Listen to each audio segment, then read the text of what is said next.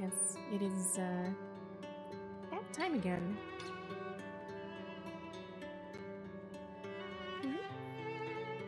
Yeah, it's been a while since I actually streamed Punching Gear even.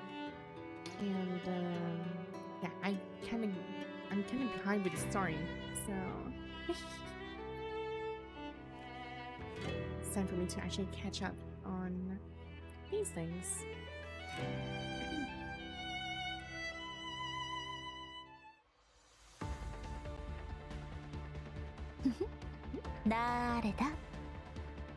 Yes, ごめんね、カラ it's ス a さ bit ん。 too low. 技術館のせいで会議が長引いちゃって。 Why do I keep doing that? Hold on. もしかして Yeah, maybe it's just me. Hold on. Let me just increase the じゃあ volume お of 詫び this. にあなたのお願いを一 There we つ go. Yeah, I think this 何 is で better. も叶えてあげる。でも今夜のデートの間に限ってね、じっくり考えてね。Gaming music is louder than my mic. Oof. That could be right, because my microphone volume here is actually like really, like it's already maxed out. So, hopefully this is better.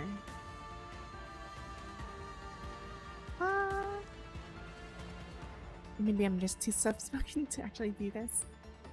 Anyway, yeah, with all the I've been recently changing a couple of things, so there's that.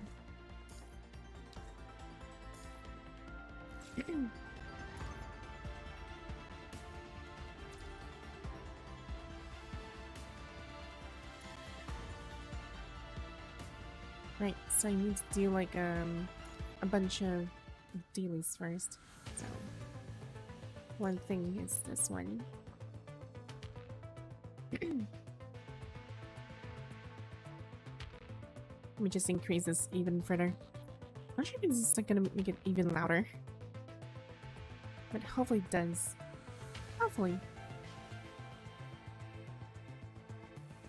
Let me just there we go. Yeah, I hope this one's a lot clearer than usual.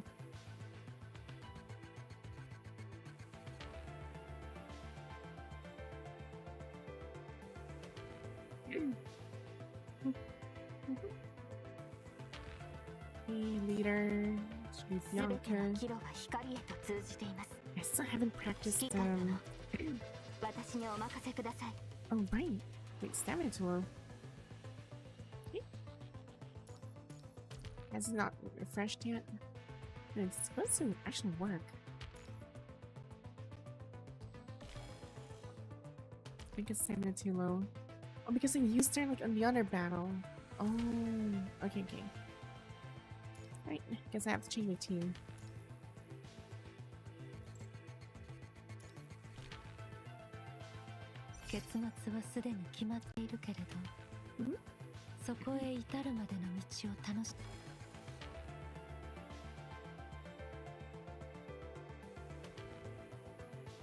Wow.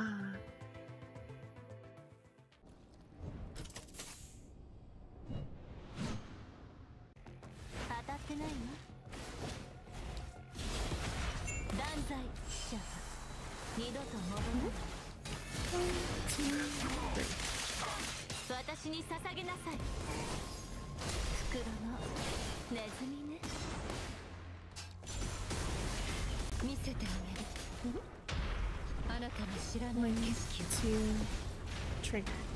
あなたの望む奇跡を抱きしめなさい。 1, 誤解するよ。あなたの望む静かに滅びやはりこの物語も結末は変わらない。このテープと崩壊の真実を受け入れなさい。これで終わり。終焉の音を聞きなさい。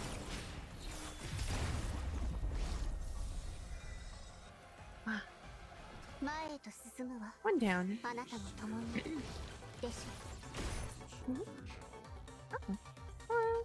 Welcome to the stream.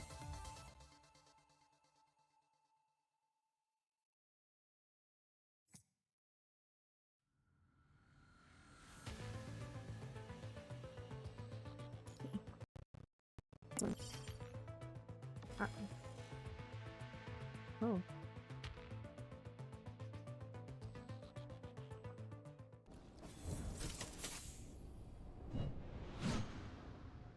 Ah. 当たってないわ。迷う断罪者は二度と戻らない。もう一度やってみる。私に捧げなさい。 Again. 1, 2, 3. 物語はここで終わり。 What's this? まだ足りないわ。奏でましょう。絶滅の不法。 Welcome, welcome. Ah, 見せてあげる。 sorry, I need to like focus here あなたの a 知ら little ない bit. 景色を。悪くないわ。 Oh, okay. このまま私が先導します。お返しするわ。あなたに望む奇跡を抱きしめます。やはりこの物語は結末は変わらない。 Not acceptable. 結 That's 末を fine. Welcome, welcome. あなたの知らない景色をお返しするわ。このまま私が先導します。断罪者は二度と戻らない。溶けて消えなく崩壊なさい。真実を受け入れなさい。これで終わりに。終焉の音を聞きなさい。 I messed up a lot of my combinations. This is so awful. 真実を受け入れなさい。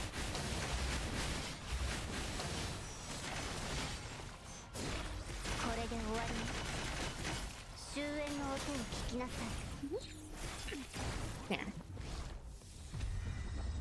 Yeah, I messed up a lot of my combinations. 前へと進むわ。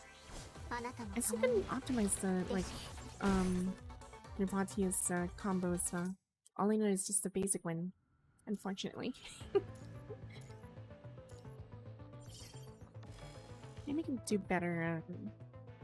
Probably off stream. I'm gonna practice that one. Right, last one. もう一度やってみる。 There. 膝 Two. だも静かにしちゃう。二度と戻らない。 1, 2, 3. 私に捧げなさい。 And then again. 完璧な気が。 There. 物語ここで終わり。 And again. なでましょう。絶滅の不法。 There we go. Use this. 見せてあげる。 One. あなたの知らない First 景 2 red 色を。 orbs. Right click. 2 red orbs again. Right click.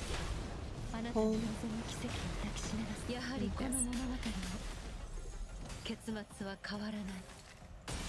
Again. 見せてあげる。あなたの知らない景色を。 2. Right click. こ 1. のまま私が先導し Full ます。 combo. お返しするわ。 There. あなた And の hold 望 it. む奇跡。静かに。やはりこの物語の Yeah, I'm just creating my own combo at this 結 point. 末は変わらない。 This is fine. この程度の溶けた崩壊なさい。真実を受け入れなさい。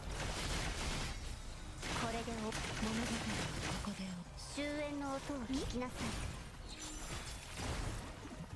溶けた原生崩壊なさい。真実を受け入れなさい。 1, 2. これで終わりに。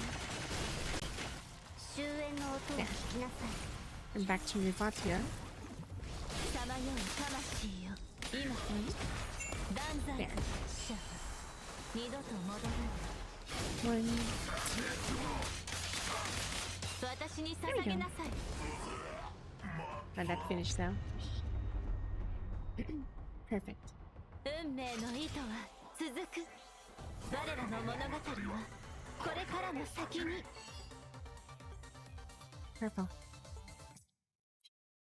I just like the purple. Hi, welcome, welcome. Yeah, it's been a while since I actually like streamed PGR. 'Cause there's like I'm already at like what chapters Yeah, I'm already chapter 37. I still haven't done the other extra stories. I'm gonna do that later on. But yeah, as of this update, I'm like 3 main stories behind, so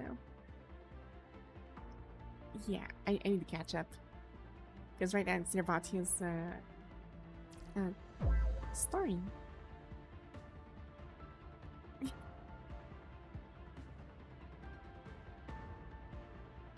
Mm-hmm. Oh. Come on. Must interact. No, not like that. Oh, frick. There we go. Okay, much better. Next is Storm. Yeah, so how's everybody? Hope you guys are actually have a real good week. Or most of us are actually struggling, which is very understandable.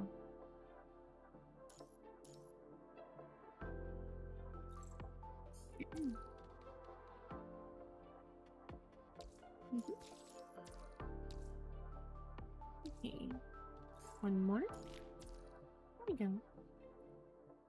Right, next. Claim this. Oh, aw. Mail, claim this. Fence. Okay, everything's done here. Clear this. Oh, wait. Oh, hi. Welcome, welcome.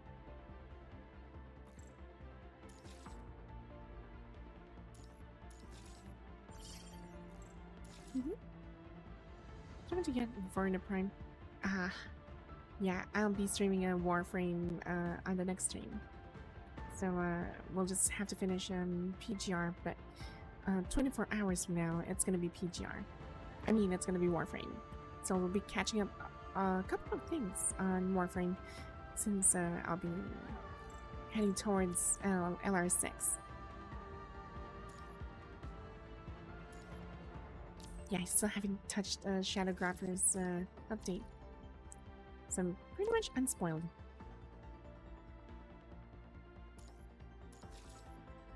Right, there we go. Oh, Civilizated Sieges. Do I need to do this? Let me check. Oh, it's already defeated. Oh well, this is fine. I can just lots of catching up. Yes, a lot of games. Would you be interested in the crab game? Well, no, not anymore. I'm gonna pass on that one. Also, Gilbert, if it's actually like pretty possible, regarding any invitation to collab stuff is, might as well keep that in DMs. Thanks.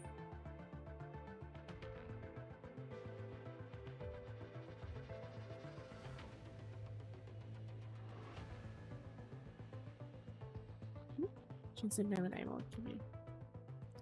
Right, there's.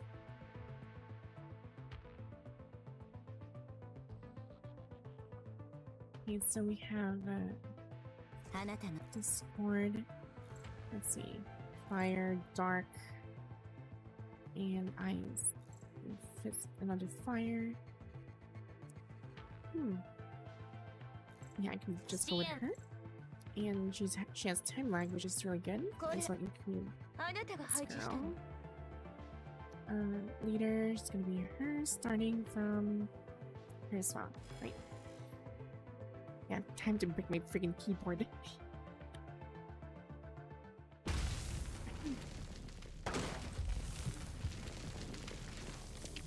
Right, let's do this. 1, 2, 3.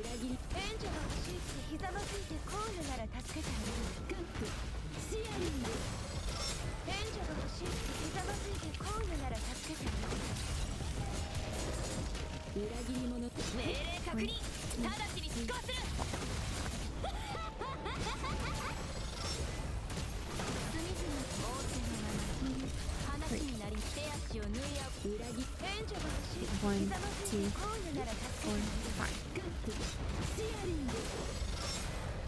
命令確認。直ちに執行する。話になります。手足を縫い合う。 Yeah, I gotta keep doing this combination over and over. Because I can keep using the time lag. Even if I'm not looking at the cat right now, because I need to focus on this. 手足を縫い合う。援助が欲しいってひざまずいてこういうなら助けて。シアリング。援助が欲しいってひざまずいてこういうなら助けてあげる。そういうエリアへようこそ。 There. 53 seconds. 命令確認。直ちに Could 執行する。 probably be faster. 手足を縫い合わせ。援助が欲しいってひざまずいてこういうなら助けてあげる。シアリング。話になります。隅々まできれいにしなければ。手足を縫い合う。援助が欲しいってひざまずいてこういうなら助けてあげる。話になる仰せのまま。 There. 隅々まできれい。手足を縫い合う。 Snip 援助が in 欲しいってひざまずいてこういうなら助けてあげる。 4, 5. シアリング。 Level 20. 話になる。隅々まできれいにしなければ。 3. 命令 Snip. 確認。そういうエリアへようこ 1, 2, 3, 4, 5. そ。シアリング。援助が欲しいってひざまずいてこういうなら助けてあげる。話になります。手足。命令確認。直ちに執行する。 Wait, my brain stopped there for a second. 話になる。仰せのまま。隅々まできれいに。命令確認。そういうエリアへようこそ。 Oh, darn. シアリング。お客様の What the hell? My brain just stopped there for a ご second. 満足いただけましたか？ Okay. This is fine, I guess.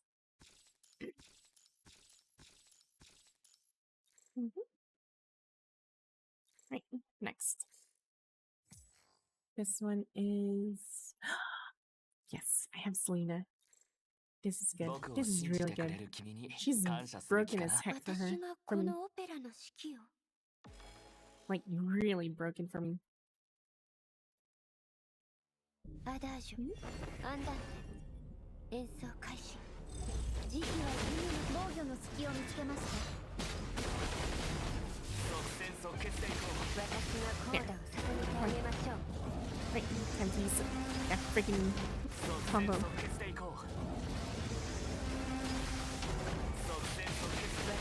コーダを捧げてあげましょう。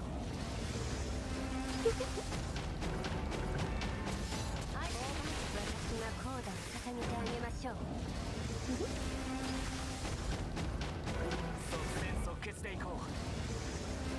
Yeah. 私がコーダを捧げてあげましょう。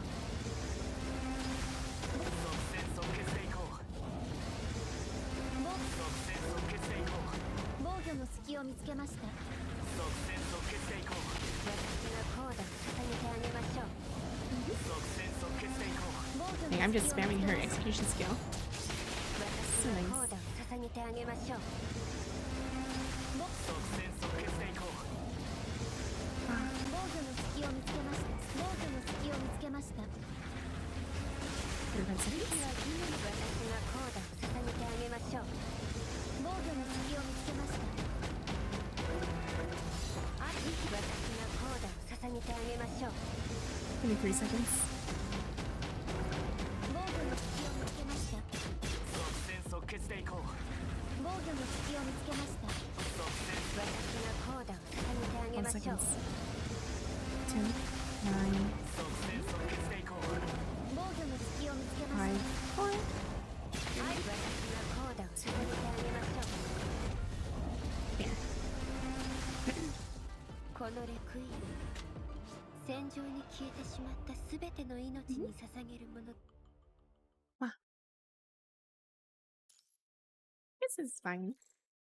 This is fine. Right. Last one. Ooh. I have an 私 idea. の敵。 This is good. I just need a Probably a tank, but I think she'll do. She'll do better. 戦場には生と死の領域のみ存在し She, ます。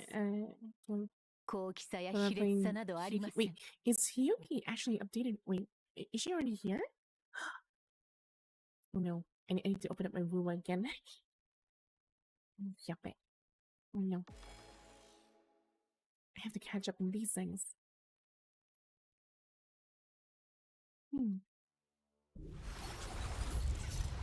I also haven't really touched River in a while as well, so I gotta check it 溶 out けて too. 消えて崩壊の真実を受け入れなさい。これで終わります。終焉の音を聞きなさい。終わりです。崩壊なさい。真実を受け入れなさい。これで終わりです。終焉の音を聞きなさい。終わりです。終わりです。いつ崩壊なさい。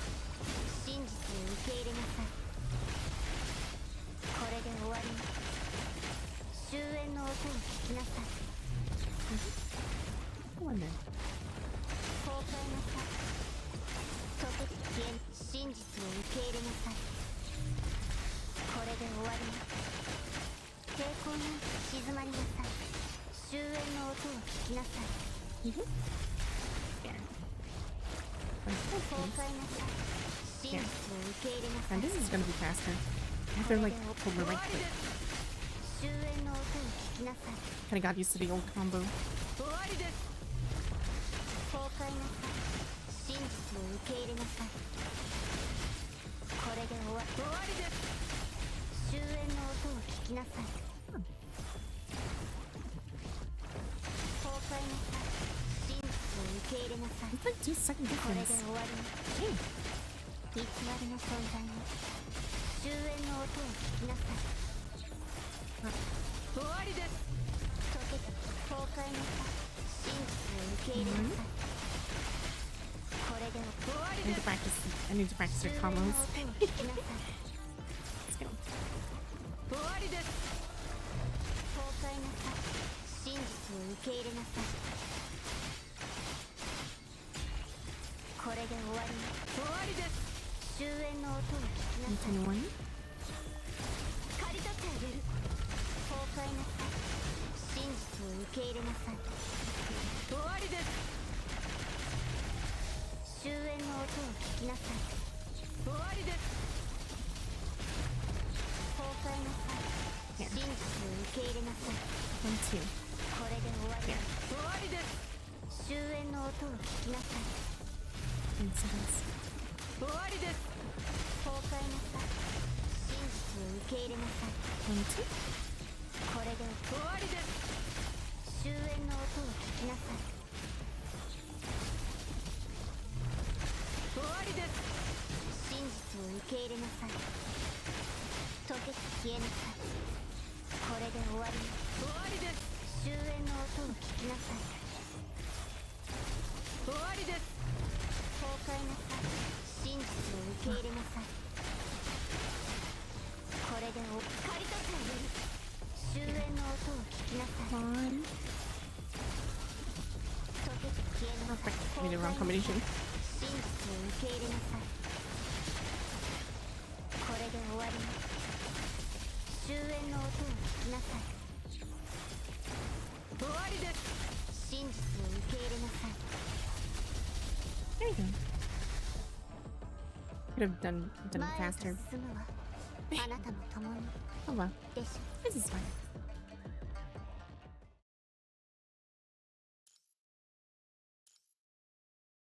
I could have done it faster. Oh well. I'll just leave it for now. I just need to simulate the siege rewards anyway. Right. Next. I think that's most from my dailies. Yeah, Warzone, yeah, time to waste all your series, and what else? Oh right, forgot to clean this. There.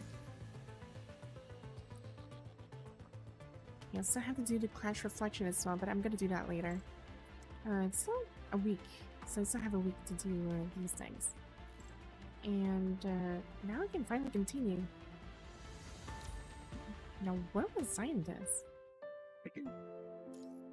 So this is uncertainty. The shadows cast the sunlight. Countless similar tragedies fall unseen. Oh, wait. So she was talking to what was his name again? Like that one machina, like that one of the machines. I never got her name. Mel something? I forgot her name. I'll probably recall it later. And first, the daylight filtering through the entrance barely illuminates your path. As you venture deeper, the mine's entrance shrinks to a mere pinpoint of light behind you. Oh, by the way, this is gonna be a really long stream since we're gonna try and finish the the story. Ahead lies only absolute darkness, as you perceive tiny pinpricks of light begin to flicker along the tunnel walls. Your glow sticks jam into the rock in a strange, haphazard manner. Their babbling issue must be left behind by rodent as markers. Since Liv as she switches on the lighting device.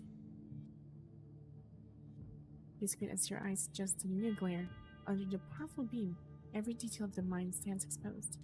The site has clearly been abandoned for years, unidentifiable mechanical debris and wrenches lie scattered about, littered with occasional terror creatures' corpses. Thus, impartially, blanket everything in this place, long forgotten by time. Underground, distinct grooves form a trail leading deeper in the mine. After moving forward a little bit further, the trail changes. The continuous grooves have given way to distinct space impressions. Child's footprints? Liv opens her mouth but hesitates, finally biting her lower lip. Their creatures just wouldn't go such trouble to drag away humans, especially a child's own bite. Liv refuses to consider what that implies. Understood. Liv dims her lighting device and takes the lead as the two of you dash deeper into the mine. The interior winds and twists in all directions. Despite several attempts, the satellite cannot scan an accurate map. There was no choice but to press on, following the footprints pressed into the ground. But in the mine, the child supposedly dragged inside is clearly not the only capable of leaving such traces. You back out of the third wrong junction you've entered. Ooh. Using attack creatures retreat from your gunfire.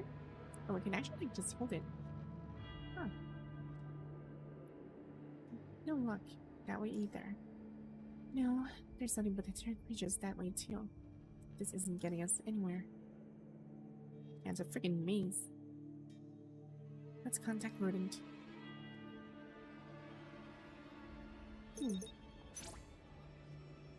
This uses an intermittent static burst.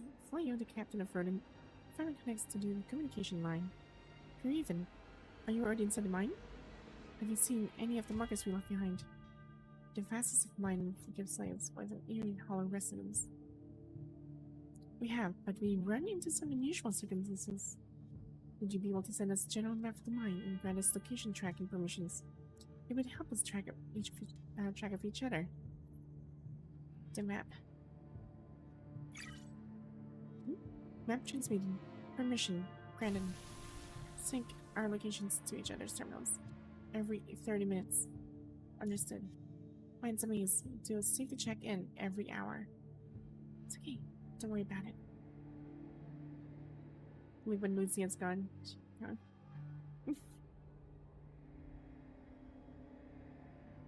Three green dots representing the Rodent members materialize on the opposite side of a crude map displayed on the terminal. Are you focused on Mula? Well, if you need to sleep, go sleep. No one's forcing you to actually, like, you know, stay up for Wuwa. Wuwa's gonna be there. One more thing. Have you seen any sign of a child over there? Or heard anything? A child? I haven't seen a kid. We are in what seems to be an old laboratory area now. There's something off here. The signal is terrible. Bursts of harsh, piercing static. The communication cuts off completely. That can be right. I already installed signal boosters before we entered. Liv taps the terminal with puzzled expression. There might be some kind of jamming device in that lab area. I suppose that would explain it. Opening the terminal reveals a basic map made by Rodent. Its display clearly marking all the branching tunnels and notable features within the mine. Let's keep moving. With a map to guide you, your search progress much faster. Commander, why do you think they can bring a child to a place like this? The cave is pitch black, your lighting equipment useless against the mining tunnels. Overwhelming depth? This is hardly a place anyone would bring a child for fun. Not sure. The possibilities are churning pit. After a moment's thought, 3 or 4 grim reasons surface. Could there be an active experimental facility deep within the mine? A conservation area? Child or a wanderer's child? Their disappearance will go unnoticed, making them perfect as subjects. Oh, just like what happened in, like in Project Winter? Or, Fort Winter, rather. Fort Winter. Or was it like the other Corona stuff? Must be Corona stuff again. Or did the child overhear a dangerous secret? Conservation Area 368 has a mechanoid doctor and several people supposedly aware of mind and evolution. Could the child have overheard something and been discovered? Yeah, the mechanoid being that woman. And also, there are far too many possibilities to determine the most likely scenario now. Let's keep moving forward. The answers will only reveal themselves once you find Mr. Chow. Yeah. Liv furrows her brow and quickens her pace. Yuki will haunt my sleep. Dang. Yeah, I need to check if... Wait, so I would assume Hyuki is already in Wuwa, so... I need to, like, yeah, I need to log in, see if I can probably roll. The dim halo of the lighting device sweeps across the rock walls, revealing mine shafts winding haphazardly through the stone layers, a spider's web entangling the land. The mineral crystals in the rock walls pulse with halos of unseen light. While there are creatures, or perhaps something else entirely, stare and wrestle in the depths of their shadowy nest. Traces. Someone whispers softly. They're still searching for those traces. They are searching. Searching? Searching for that. The whispers fade, drowned out by the clear echo of footsteps in the mine tunnels. After passing through layer upon layer of man-made caverns, Liv makes an exciting discovery of the floor previously explored by a rodent. Come on, the trees are becoming clearer over here. She adjusts her light source, brighting it. There on the ground, a child's footprints are clearly visible in the dust. She's not on battery yet, but I have to be ready because I got Goldbrain on 134 pulse. Ooh, that's gonna hurt. I feel that. According to the map, we should still be able to be in the shallow levels. Also, by the way, I haven't really gotten Ami yet, which is unfortunate. I haven't really played for quite some time with us in Wuwa. As you follow the trail, the footprints don't lead deeper into the mine. Instead, they persistently circle the shallow tunnels as if deliberately trying to make someone lose their way. Then, a reflection in the corner of the fork catches your attention. A wrapper from one of the supply packs Babylon sent to the conservation area. The date print on the recycled wrapper is from last month. It's recent. Continue forward to another fork. The mine tunnel narrows drastically, even the rodent spawn never ventured in this direction. No minerals, no resources. This is like just a nook that miners carved out long ago as a resting spot. Chaotic footprints are pressed deep into the dust. Seems like they rested here for a while. They separate here. Then those footprints stop over there. But a child's. They lean deeper inside, toward the deeper parts of the mine. Do you think they ran into some kind of danger? Something that forced them to split up? It doesn't seem that way.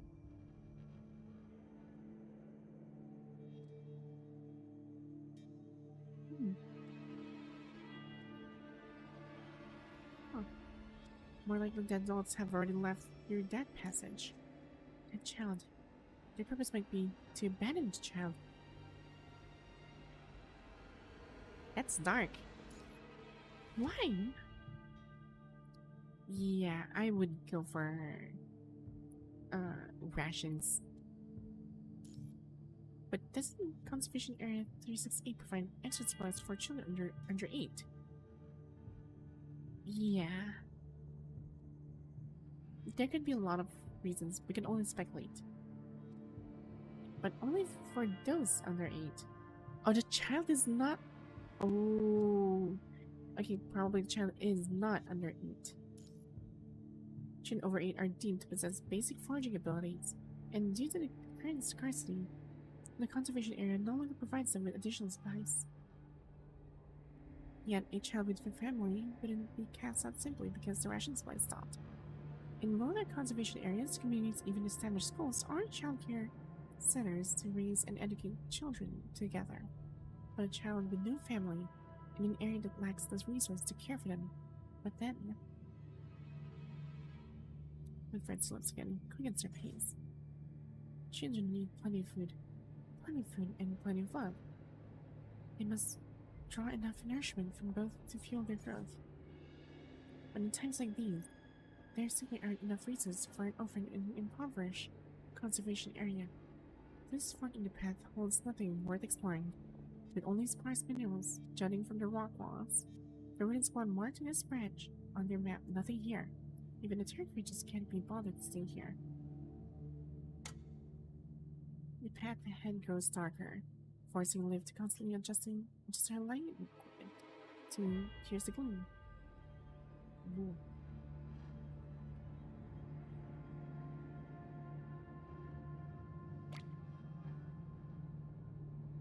A distinct sound of water echoes from somewhere nearby.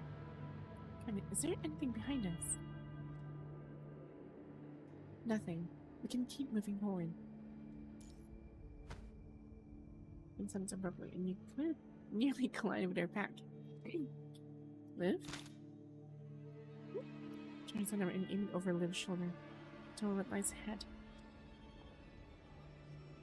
The hero of her equipment's light stands in a chair with long blue hair, clutching a light red wild fruit, staring blankly down the path. Liv reads forward and rushes to the child's side. Are you okay? She set her light down and quickly examines the girl. Huh. Why does she look familiar? The little girl sways slightly in Liv's arms, her expression is blank and stunned, unable to comprehend what is happening. Thankfully, there are no visible injuries.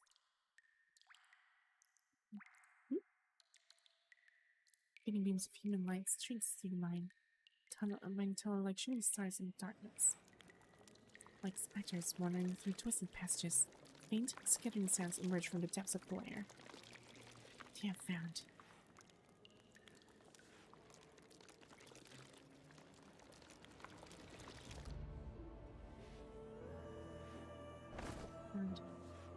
What's that sound? His hand lifts in a sharp, alert gesture, and immediately mirror her action. Draw your gun. Did you hear something? Listening intently, you find nothing in the cave beyond the echo of footsteps and the occasional drip of water. Listen again. Human senses will always be inferior to those of constructs. No matter how much you concentrate, you can only perceive the ambient sounds around you. I didn't hear anything unusual. What did you hear? I'm not quite sure. It's like a sudden sense of unfamiliarity that emerges in the fog. What she heard, or perhaps received, is chaotic, jumbled. She can't grasp what it's saying. Isn't really a sound at all. Let's get out of here first. With a child like you, can't afford to take risks. Yeah, let's leave.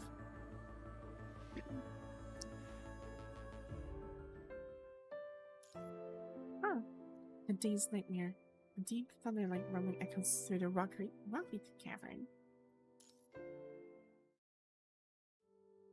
Upon reaching a relatively secure area, Liv immediately activates her light, kneels, and begins examining the child. How's she doing? She's okay. Few screams, and she's severely malnourished. That's all. While treating the child screams with disinfectant, Liv speaks to her in a gentle voice. How did you find your way here? I came. The grown-ups brought me. Whether from extreme trauma or fear, her words come out in broken fragments. The mind, bad, didn't want to come.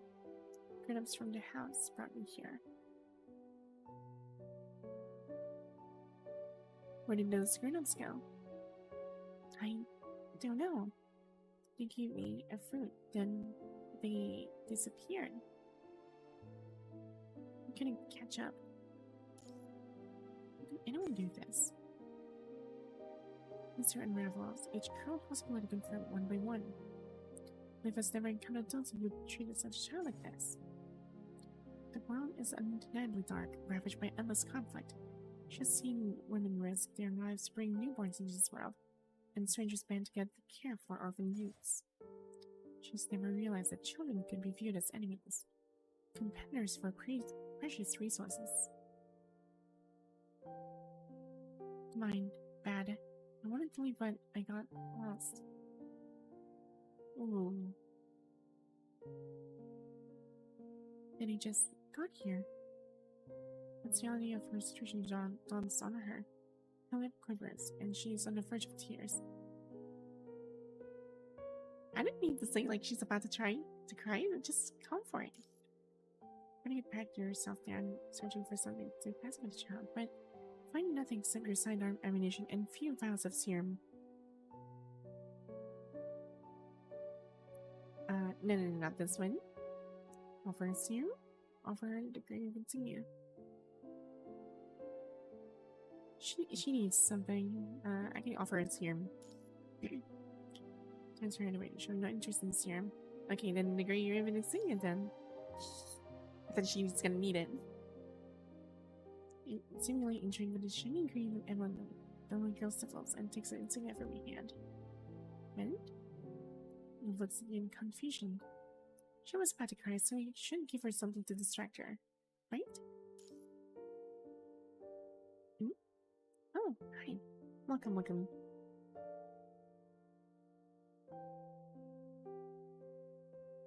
Yes, I need to hydrate now. Hold on.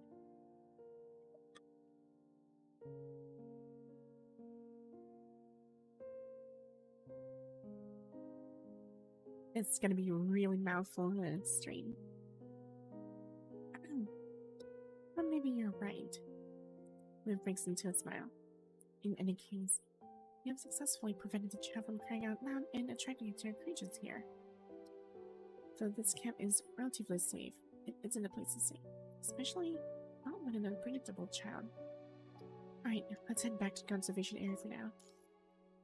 The bumpy path through the mining area is a nuisance, and the constant backtracking seems odd, but venturing deeper into the mines on a mission with a child is out of the question. Hey Ben, it's been a while since we spoke. Oh, I've been pretty busy. I just got back on streaming like A few days ago.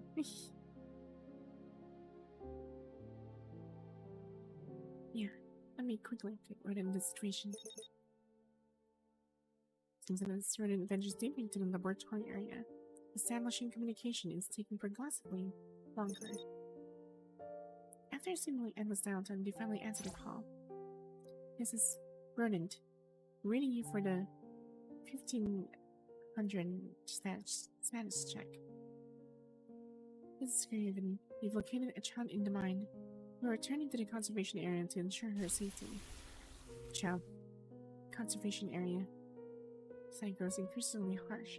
His voice nearly drowning in the sea of interference. Copy that. Ooh.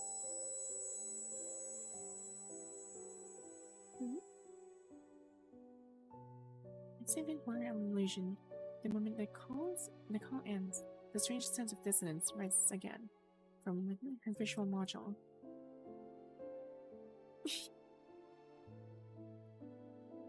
Yeah, people tend to sleep on during lore readings, but that's fine. People need to rest at times. Liv? What's wrong? You steady Liv as she sways, which is scanning her mind. There are only minor fluctuations, well, within normal parameters, and your own mind beacon shows no abnormalities. It's not my visual module.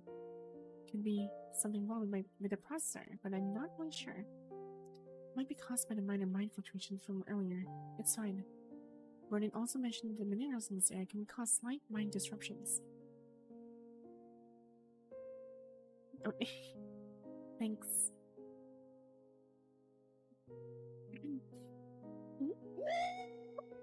Oh dear. Yes, I'm pantsing. Let's head back to the conservation area first.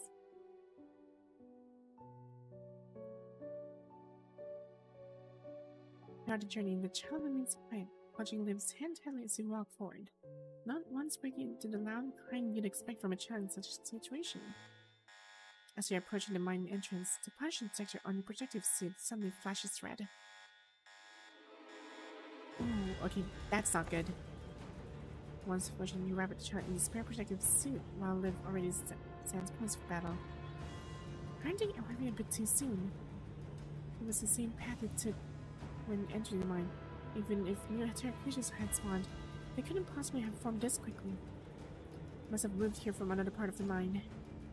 Terror creatures have always possessed an innate drive to attack humans. Not for food, more for sport. The Science Council once delved into this behavior, but their research yielded nothing. These creatures are simply humanity's natural enemies, attacking for no reason other than to attack. It's here.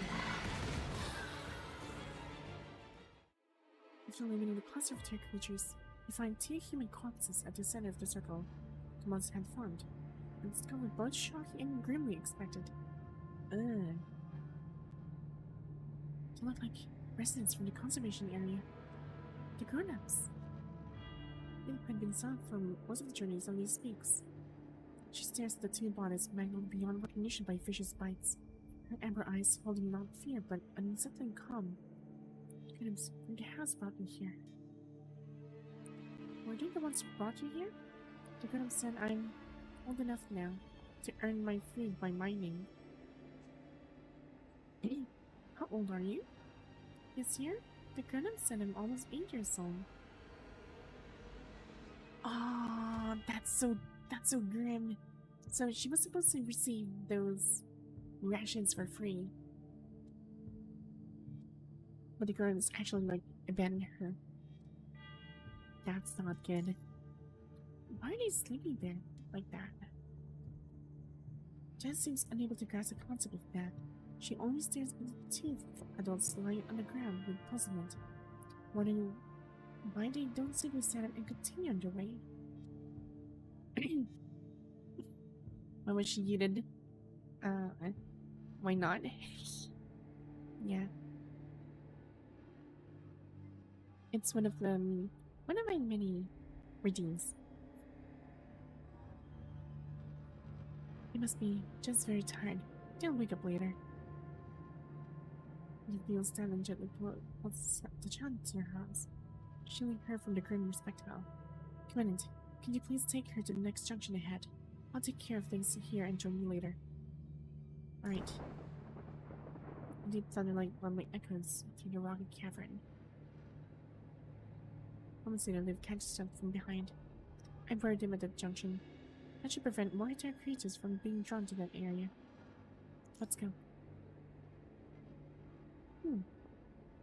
The dealer from the mine entrance is now just ahead. Deeper in the rocky passages, deeper still, in places untouched even by the rodent squads. A sourceless stream flows through the stone. A vast web of interconnected strands carries messages through the darkness. Lynne's rise, weaving the threads of oh, they're gone. They left. Have they really left?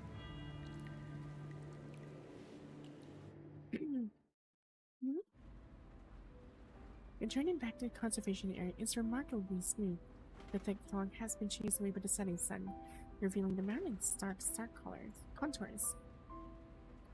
The sinking sun melts into the steep rock faces, painting them in varying shades of amber.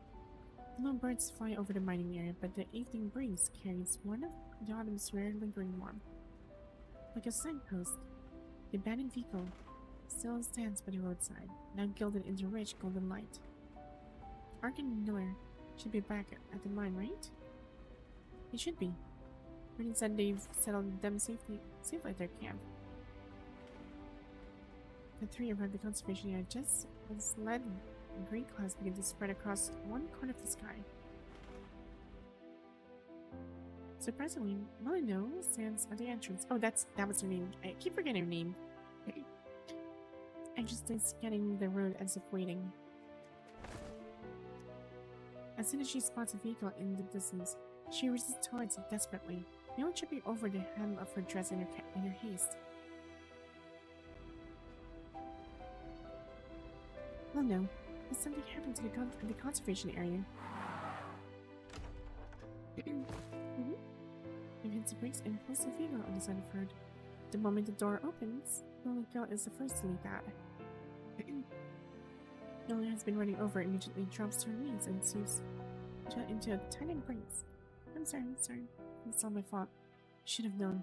Should have seen it. Her hands flutter over the girl, frantically checking for injuries. Her voice trembling. I never should have left you with them. I knew better. I touched the girl tightly against her chest, but her strength is unyielding. The child gasps, her small hands pushing feebly against the metal arms. Oh, you're going to hurt her. The girl's bleeding eyes, lips voice cuts off her attention. Oh, I'm sorry, didn't mean to. The breeze breaks the small melon coils. Sorry and alarm worn on her features. The girl sees the chance darting from her arms to cower behind Liv. What are you doing out? What are you doing here? Is this the child you told us about? Yes. Melon's gaze remains locked on the child behind Liv, terrifying that even a blink will make her vanish again. So I didn't mean to scare. I was just so worried.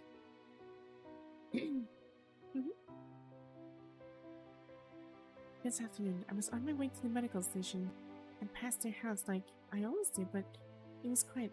No one was home. Eileen is always playing outside at the tower. Eileen? Yeah, that's the name I gave her, but they never called her that. I thought they'd give her a new name, but no. It's always just been, hey. After a brief silence, Lana continues. I look for Eileen everywhere. Their home, their work site. The couple wasn't there either. Someone said they saw the couple taking her toward the mining area early this morning. I wanted to go after her, but you know what I am. I'm just a college's model mechanoid, never built for combat. I was too afraid to leave the conservation area. When I heard from the supervisor that you were also in the mining area, it was my only hope. I prayed you would run into them. Where are they? I mean, the two adults. Did they come back with you? I guess the two bodies we saw earlier. That couple, they're gone. Lillian simply similarly whispered just in her ear. What is happening? Trees run along it. Might make the story easy enough to piece together. Like a discarded character from a fairy tale, a young girl with amber eyes named Eileen was led into the mine by her foster parents just before her 8th birthday. With her no longer able to secure the extra supplies from the conservation area, they decided she had outlived her usefulness. She fought them, of course, but a child's instinctual struggle was nothing against an adult's strength. They dragged her into that pitch-black hell. The mining tunnels twisted like the massive, intricate spine of a serpent. A labyrinth where even adults could barely find their way through was a perfect tomb for a child. They left her with nothing but a single wild fruit, abandoning her in the dangerous abyss, untouched for years. The tunnels could offer countless ways to die. Discovered by natural creatures, the stamp of a forgotten trap, a sudden collapse of a rock, or a sudden endless fall into one of the deep shafts that scarred the mining area.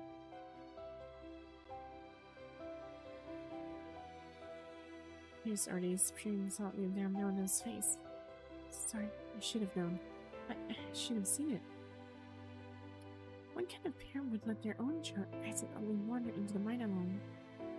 Rachel was ashamed just as a gesture toward the girl hiding behind me. This isn't your fault. One could have predicted such tragedy. When I brought Eileen to them, she was so small, just as a baby. From all the emotions I've detected in humans, I've learned that humans form bonds. They care for their young.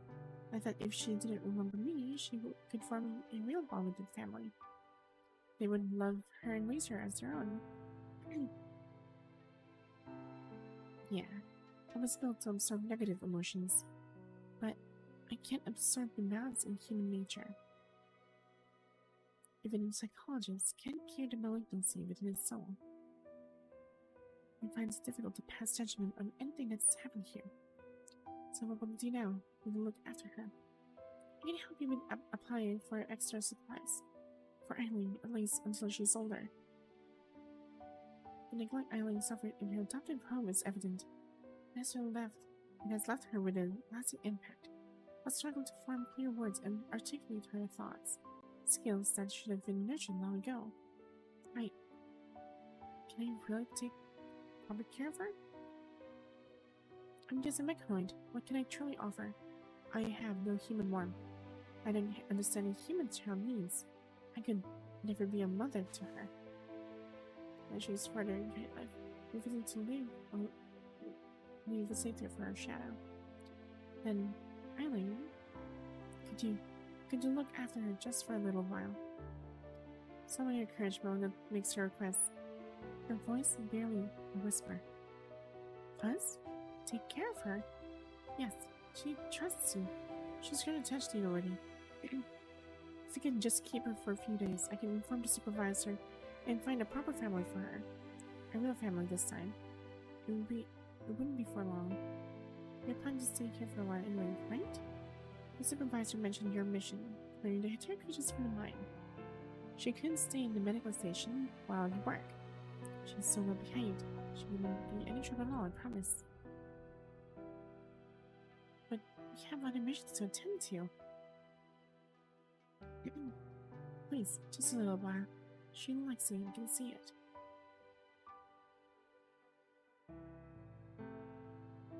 In the town, the conservation is bathed in a warm glow of amber bonfires. Liv hesitates, caught in a moment of hesitation. Oh.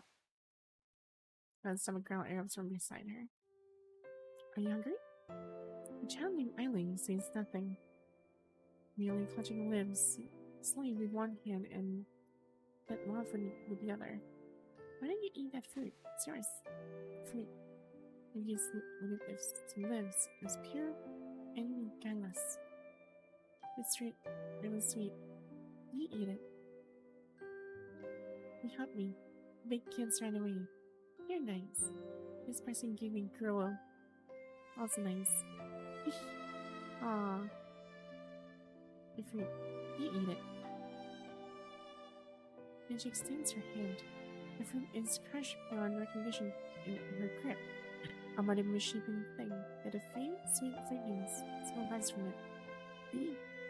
You see? She's already attached to you, just for a little while, I promise. I'll find a proper form of her as soon as I can. Please, can you help her? Right. He takes Excelynne while hand and hers lets out a soft, resigned sigh. No, it's just... Yes, what is it? Excelynne doesn't eat much. I'll find a way to provide her meals. No, it's not about Excelynne, it's just... nothing. Don't worry about it. The badger smiling with a warm smile, definitely steering the conversation elsewhere.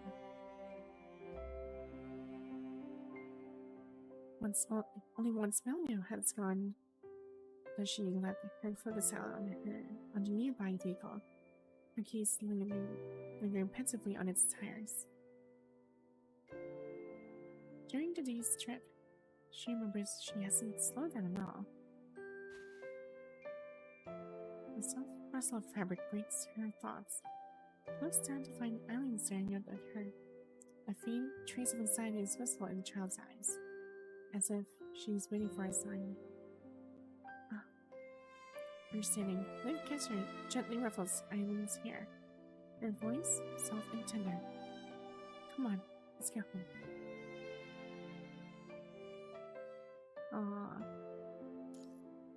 The veil between her gaze stretches across the conservation area, where a thick mist shrouds the lily mountains, dissolving their horizon into a seamless, muted gray.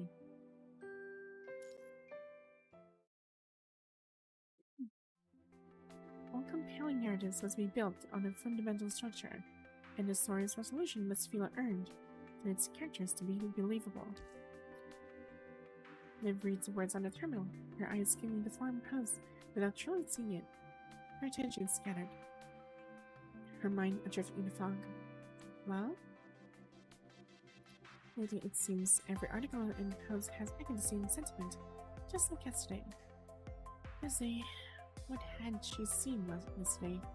Her thoughts plunged into an unexpected void, a perfect blankness where the memory should have been. She suddenly couldn't recall nothing from yesterday at all. A faint knocking sound echoes at the door, like a small animal is seeking shelter. Liv jolts, sudden movement startling you as you approach the table. Two steaming cups of coffee in your hands. Liv? I'm sorry. A few seconds, Liv remains frozen under your gaze, then blinking. She shakes herself free and hurries to the door. A small girl with long blue hair stands there, twisting her hands. Aww. Upon seeing Liv, the girl carefully extends her hands, offering a handful of white flakes. Good morning. Aww. Good morning, Excelynne. Thank you. This have worked really hard to get these. Though you really don't have to bring fruits every day. The voice hitched for a fraction of a second as she tries to recall the time spent together. The thought doesn't break her sentence, but it settles in her mind, sending quite ripples across the surface. Be happy. Fresh fruits for you. Ish. Wait. The sentence hangs near and finished. The girl is already gone. Her entry is so immediate and seamless, it feels like a well-worn routine. With a final fruitless glance, Liv carries the fruits back to her dorm. She lays them gently on the table beside the command, who's already absorbed in work. Ellie again. I told her a few times already? She keeps coming. Wait, you still working? Yeah, just finishing up the report on our mission. It's time for Babylonia. The mission at the time. I mean the operation to clear the circuits from the mining area, right? A flicker of confusion prompts Liv to lean in, but the commandant responds by putting the terminal to sleep and drawing something back. Yes, I'm starting to suspect a larger attack region was present. One that can control the others. I think we need to reassess the situation. With the terminal shut down, the commandant's focus now fully shifts to a serious analysis of the anomaly in the mine. Liv freezes for a moment and she begins to speak. The commander's voice cuts her off. Hello? While the command gaze, Liv returns to see Melina standing in the exact spot where Eileen was before, waving to her. Good morning, Liv. Sunlight dapples Melina through the swinging tree shadows. In shifting light, Liv's mind sharpens, her eyes narrowing with newfound clarity. Liv and Melina stroll through the conservation area, talking idly on their way to the central plaza. Those medical techniques you shared have been incredibly useful. I'm planning to compile them into a pocket handbook, to improve field safety for everyone. I see. Glad to hear it. Liv gazes into the deep reaches of the conservation area where the heavy mist clings to the overlapping mountain peaks, blurring all boundaries between sky and earth. You don't seem very interested in this topic. Oh, not at all. I was just lost in thought. I thought you'd be happy to hear about this. I am happy, really. It was just something else that crossed my mind. He pulls her gaze away from the distance and turns to face Melina. You don't seem as worried around me as before. When we first met, you were always very honest, but I could feel you keeping a careful distance from Commander and me. You don't like it? I thought our relationship would be closer because of Eileen. An odd sense of dissonance hangs between them as they enter the essential plaza. The plaza is dotted with small clusters of people. From within one group, a familiar small figure with blue hair catches their eyes. Gazing at the playful Eileen distance, Melina takes a few steps forward and sees the opportunity to change the subject. I know I've said this many times, but I still want to thank you both for saving Eileen. Back then, if you hadn't been there. Back then? Liv's voice is so soft, but it definitely catches the word no one let slip. The conversation cuts off mid-sentence as Melina goes momentarily still. Her head turns slowly and she fixes Liv with a look of bewilderment. Back then, if Gwen and I hadn't been there, Ellie would have been lost in the mine forever. Yes, without your help, she would have died in the mine a few days ago. So, what exactly do you mean by a few days ago? How many days have passed since we brought Eileen back, Melina? You said that you'd find a new adopted family for her. May I ask, how that's coming along? The warm gradually drains from Liv's voice. I'm sorry, I don't understand what you mean. You seem upset. Has Eileen been misbehaving? Is that what's bothering you? This has nothing to do with Eileen now. Someone has been keeping command from me. That's why I'm upset. Ever since that disorienting moment at the dining table, Liv has been running constant diagnostics on her internal perception modules. She has meticulously sorted through the fragments of inconsistency again and again. The blurred sense of time, the endlessly stretching autumn days, and the lowers her gaze. I don't really understand what you're saying, Liv. Are you feeling unwell? Such a convincing illusion you've crafted. You almost completely got me. A faint smile touches Liv's lips. The ghost of memory in her eyes. But that's not a grave raving command. The smile drops from Liv's face. She regards Melina, her expression wiped clean of all emotion. Tell me, where is Commandant?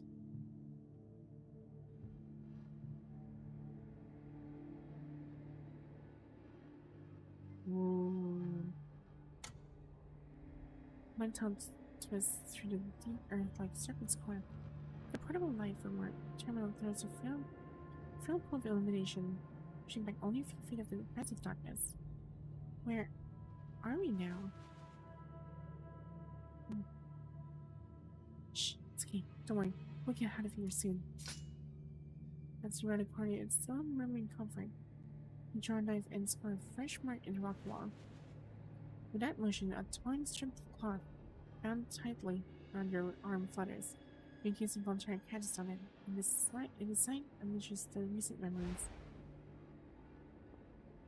Sometime earlier, the two of you were preparing to leave the mine a bit while ago, then a deep thunder-like rumbling echoes in a rocky cavern. The mine shuddered into turning spasms, like caused by aftershocks from the experience earlier. From the darkness occasionally came the sound of rock layers cracking and shifting. Liv pressed a hand to her temple, her steps faltering. Mind. The moment you tried to steady your foot to be away, a searing needle-like pain stabbed into your own mind.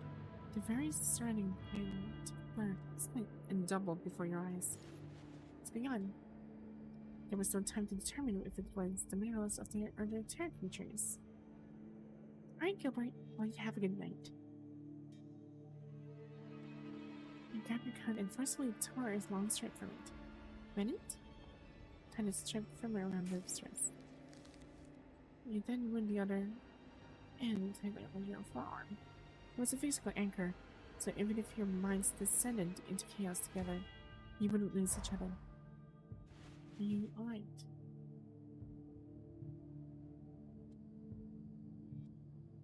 The broken half of the cloud strip remains tightly around your arm, but Liv is nowhere to be seen. I'm okay. Ooh. Are you okay? Right. Huh. It sounds like repeated wave after wave, but each shattered against your mental defenses. Now as the latest one receives, you push back against the rock wall, setting yourself a struggle to your feet. I'm fine. Let's keep moving. Wonder what happened to mine.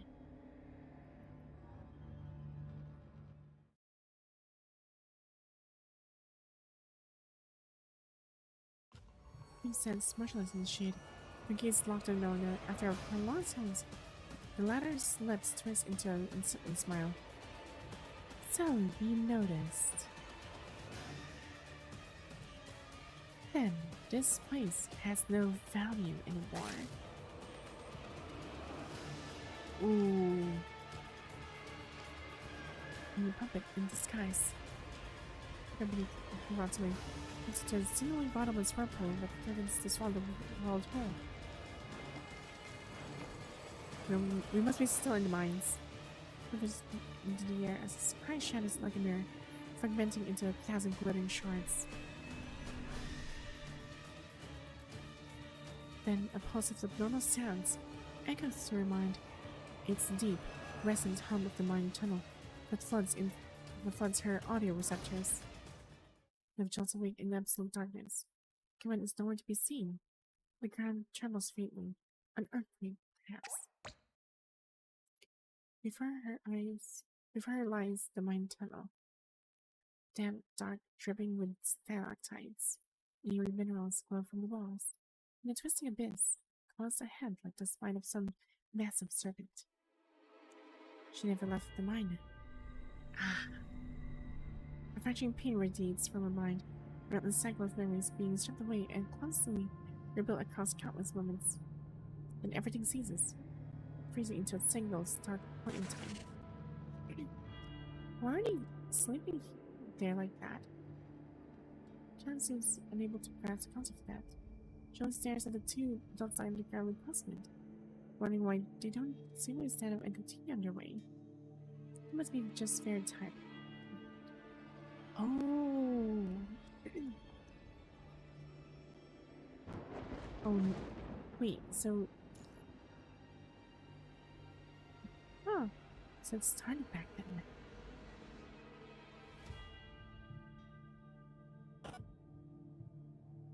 It's a weak and final dead tone, a complete calm blackout.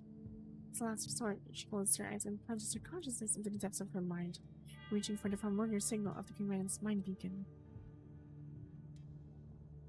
Ugh. Her vision blurs and trembles violently. The environment smeared into the dizzying double exposure. With no other option, she has determined to attempt with her mind. She sags against the tunnel wall, calibrating the fluctuations of her visual module. Her trembling hand slides down into cold stone, and her fingers with an unnatural etching carved into rock. Well, this is getting more interesting. It's a mark left by commandment. A triangle symbol meaning enter from here. It's etched from the rough rock. Return from here, and then the next mark. Along this path lies the side tunnel, where she buried the two foster parents.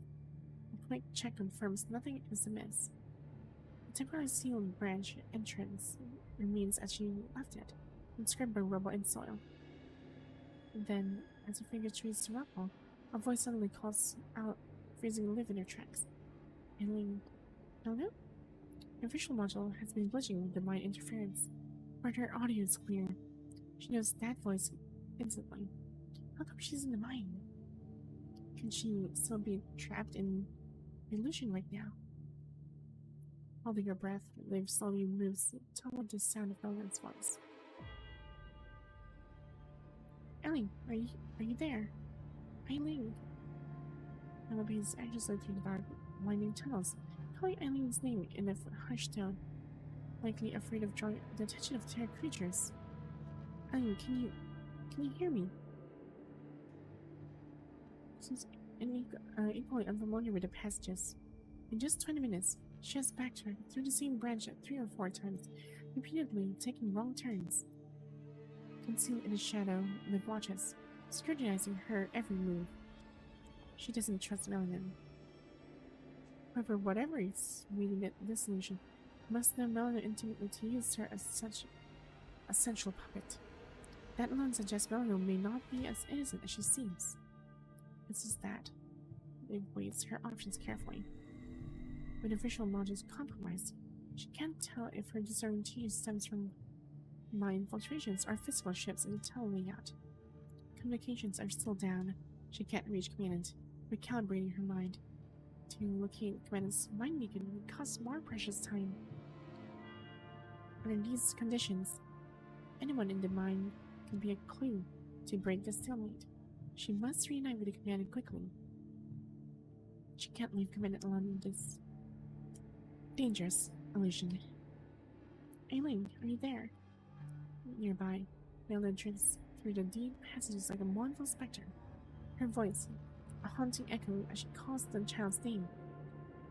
After forcibly recalibrating her visual module, yes, Kitty. Once more, and confirming her battle systems are normal, Liv finally speaks her soft voice. Melina, is that you? Who's there? Who's it? Melina stumbles backward in a panic, her shoulders pressing flat against the tunnel wall. It's me, Liv. From the mouth of the shadowy side passage, Liv steps into the faint light. I heard your voice. Thank goodness, it really is you. You lights up a familiar face. Melina's fear shatters, replaced by a wave of pure invisible relief. Have you seen Excelynne? Excelynne? You probably don't know her by that name. The look on her face is strong with urgency and unmistakably sincere. You know, the one with the blue hair and amber eyes. The one you gave the girl to, and you helped her once too. Do you remember her? Her name is Excelynne? Yes, that's the name I gave her. The family that adopted her never called her that. It's a secret just between the two of us. A melancholy smile forms on her face. But I have this feeling that I'm going to lose her again.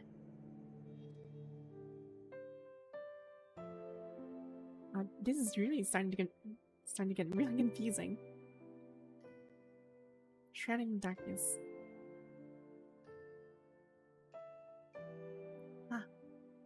Classes.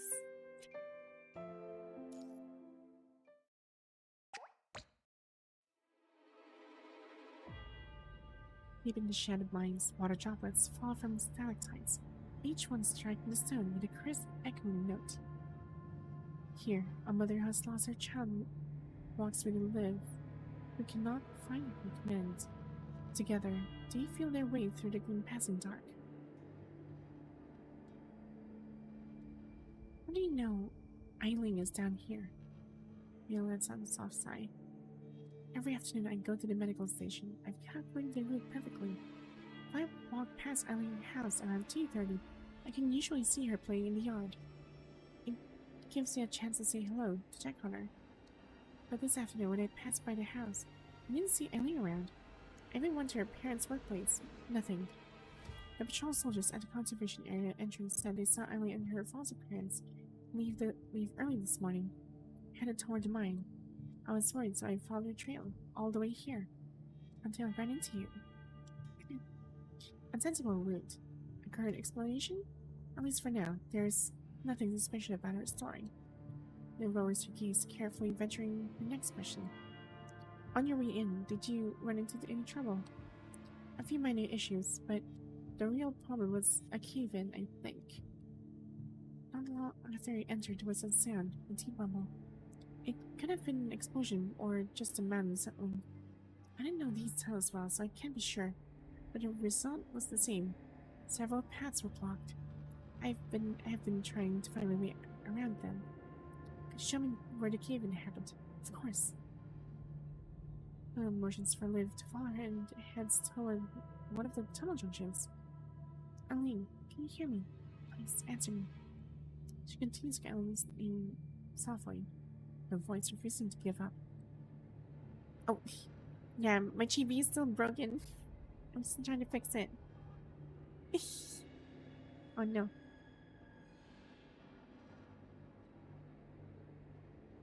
Yeah, so my TV version is still broken as heck. Still trying to figure out why.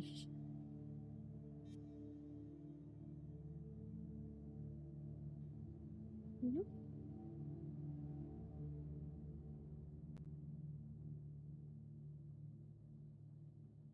Wait, hold on. Let me just fix the, it bugged out. Give me a moment.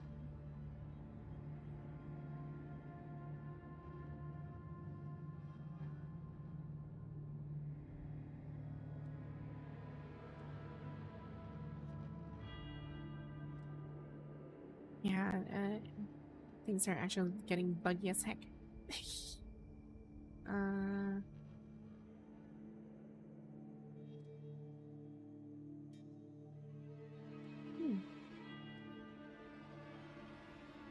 What?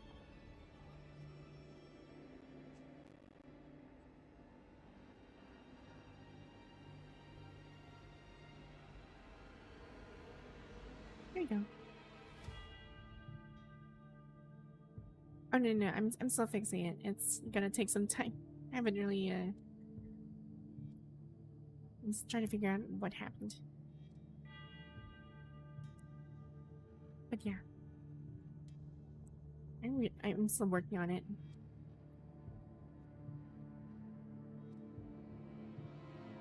Ellie, is she the infant you saved?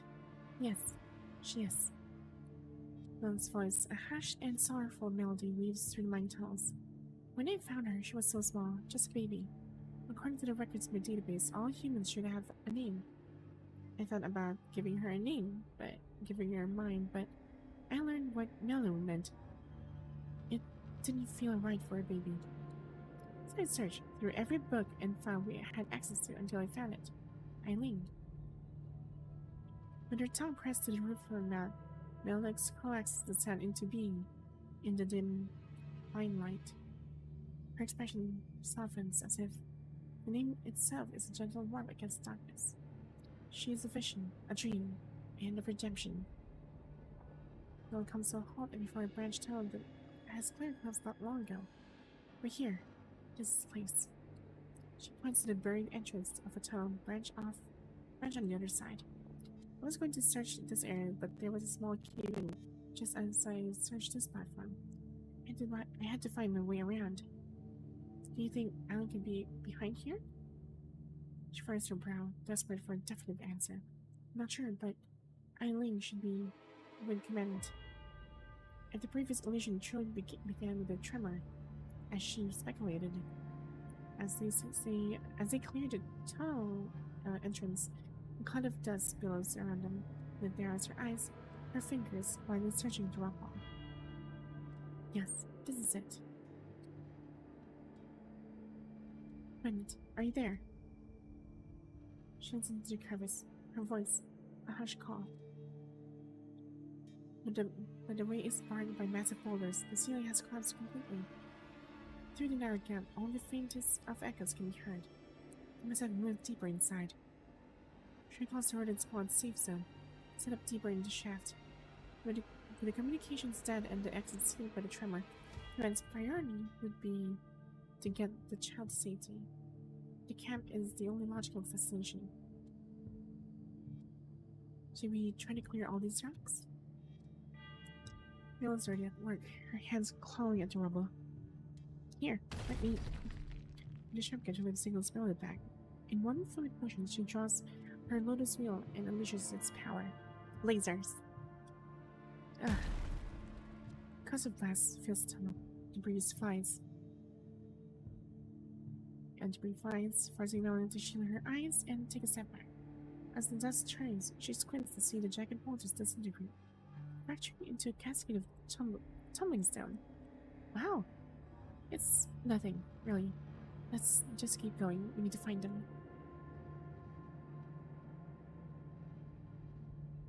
The recent tremor has left the mine shaft in ruins. Several branch tunnels, once accessible, are now completely sealed by colossal falls of rock. The one piece of good news is that Minette and Eileen are not trapped behind any of these new barricades. Only a fully forged overlive as her fingers trace the fresh scratches scored into the rock wall. A recent sign. A thread of hope. Lynne, can you hear me? Please, answer. Eileen? Suddenly her tone shifts. The gentle calls sharpen into a grasp of urgency. She lunges forward, stooping to snatch something from the ground. A shoe. The visual feed is blurred. Lifts and parts the silhouette instantly. I made these for Eileen. She must be just ahead. Carol in Mel's palm is a tiny shoe, size for a child no older than 8. I'd recognize it anywhere. This is her shoe. I made all of her shoes myself. I know I can't be her mother, but I've always tried to do what I can for her. After all, in a way, I'm the one who brought her into this world. Mel gently closes her eyes, as if lost in a precious memory. After I first woke up, I was just wandering through the mines, aimless. I had almost decided to leave when I heard the cry of a baby. I found her right at the moment at the mine entrance. She was so tiny, so delicate, as beautiful as a dream. She was trapped in a rough little robe, her feet bare, so I gathered what I could find right here in the mine and made her a pair of shoes. Then I carried her all the way to Conservation Area 368.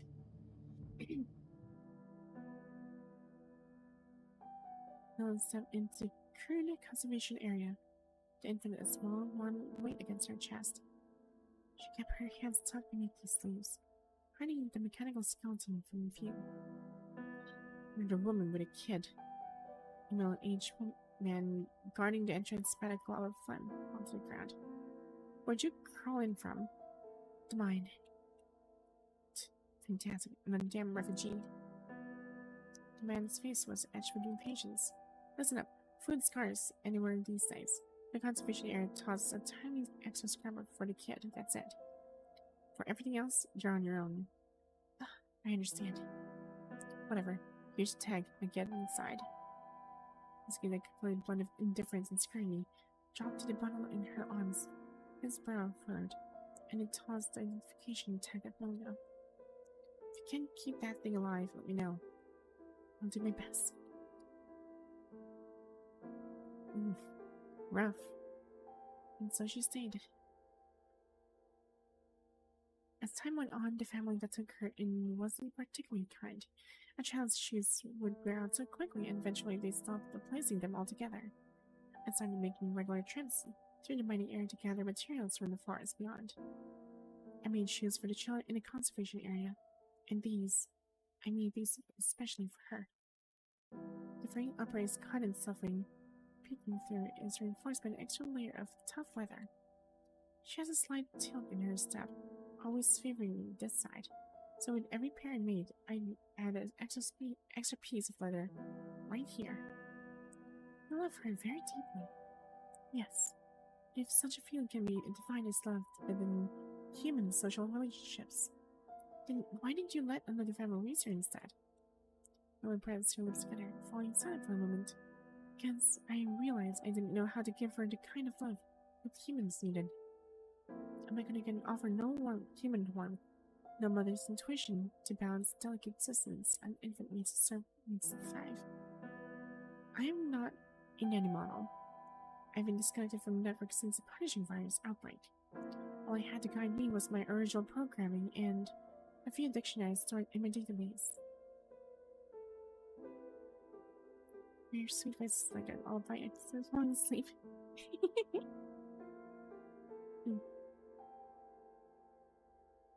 Well,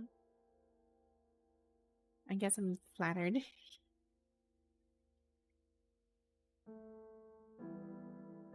But this emotion so pure, so simple. Once, when she was wailing from hunger, I felt so helpless. I tried to devour that hunger emotion from her, but then she lost her ability to cry for food. Ooh, okay, that's bad. For an infant, this is nothing short of a catastrophe. That night was a fear of rain, a torrential downpour that hammered the conservation area's crude metal roofing until it roared. Beneath the din, Melanie stumbled to a resin store and beat her fist against the metal. Please, I'm sorry to bother you this late. Spit it out. The man who answered frowned, his eyes darting past her. It's Excelynne. Something's wrong. She won't stop crying. She's burning up. I didn't know what to do. Without another word, he grabbed a ring card and followed her back into the leash. Anyway, you found a child, didn't you? You clearly don't have a clue how to make care of a baby. You look like someone runaway from a fancy house. I'm so sorry. Inside Melon's quarters, the man dried his hands on his shirt before gently pressing his palm to Alan's brow. It's a fever. I've only got adult pills, but we'll have to make it work. Miss Pocket, he produced a single pill. He broke it slightly near fragment and crushed it into a powder, dissolved into a cup of water, and carefully tipped the solution into the infant's mouth. The medicine worked quickly, and Eileen spread the cry softly into quiet, even breaths of sleep. Did I almost kill her? The aged man let out a heavy sigh. What am I going to do? Look helplessly at the infant in the makeshift cradle. Those quiet sobs filled the space between them. Finally, after a long, palpable hesitation, the middle-aged man spoke, his voice slow and measured. There's a couple living behind the conservation area. 3 days ago, their kid didn't make it in the last terror creature attack. Just 8 years old. They shut themselves in for a whole day after. If you're willing, you could let them raise her. At least they know what they're doing. If you decide, you know where to find me. After all, life is life. After that, I let the couple in the conservation area take her in. Never told them I named her Eileen. The psychological data in your database suggested that allowing them to name her would foster a stronger parental bond. But that outcome was not clearly what I had expected. It seems human psychology cannot be so easily defined by textbooks alone. When I handed Eileen over, I sensed their emotional state. It wasn't pure joy they were feeling. There was something else layered within it, something strange. I initially attributed the anomaly to the grief of losing their own child, but now I realize perhaps they were simply excited about the extra ration allowance. The first round, her mind silently cataloging the inconsistencies in Nonya's story. If the memory fragments in her minds are still reliable, there are at least 2 glaring discrepancies between this Melano's account and the one given by Melano from the conservation area. First, the discovery of Eileen. The Melano in the conservation area claimed she found the infant years ago while returning to the mine for supplies.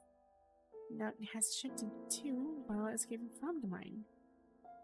Oh, it's like these 2 years, this discrepancy. Second, death of the adopted family's own child. The original story was a tragic accident, a fall into a mine shaft. Now it has become a death by a terror creature attack. The cause of death could perhaps be chalked up to the fog of memory, but Eileen's age. Cass floods her mind. A familiar undercurrent of pain surges up. Was it to abandon that trail of thought entirely? Sawing her doubts, Liv finally asks herself, unsoft. If you find Eileen, we'll try to find another family for her. In the illusion she shattered, Melno had insisted that she wanted Liv and Command to take care of Eileen. No, of course not. He lets the soft-hollow chuckle. I don't trust humans anymore. I never will again. Eileen stays with me. Melano's answer is completely different from what she said in the previous illusion. If humans won't care for her problem, then I will. I'll give her everything and things she could ever want. As long as she decides it and I can get it for her. I won't let Eileen be hurt ever again. Mel speaks for with unwavering determination. Then, first a touch of mine, with calms I find Melon standing across from her. How old is Eileen this year? As if receiving a signal. Spider places its legs upon the web it has woven. In response, the terror creatures begin to crawl from the mine's depths. Why do you ask? She's only 7 now, not quite 8 yet. Mel looks at Liv, her expression one of confusion. What you just said, you found Eileen right after you woke up. The web quivers, transmitting an unknowable signal. There is a discrepancy. That must have been more than 8 years ago, right? Must be my memory chip. They're having some errors lately. Couldn't. For now, Liv sets her doubts about Eleanor's side. Lifting her terminal, she quickly answers the incoming call. But Liv, where are you right now? Safe zone. Terror creatures. Terror creatures? Terminal's projection shows the commandant and the child running together as if fleeing. Can you share their location with me? I'll try. I can't throw. The commandant in the projection halts and sudden pause in the frantic run. The figure appears injured, face stained with blood. Are you alright? Worried. Them. The commandant's transmission is a ghost in the device. A voice perpetually fading in and out, drawn by a sea of static that steals all meaning. Commandant, don't worry. I'll find you. Marks. Immediately. I'm on my way. We'll meet soon. What happened? Is she with your commandant? They're together. The commandant seems injured. Rough-man, the green dot representing the commandant's terminal flashes just for an instant, then vanishes. That brief flicker is all the confirmation Liv needs. She's on the right track. I'm trying to find a way out. I must find commandant as fast as possible.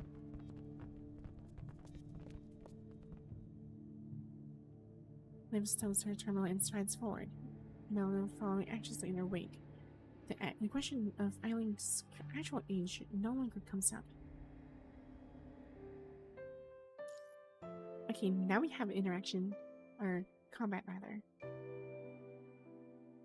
If you know the future is paved with struggles and pain, we'll still walk toward it.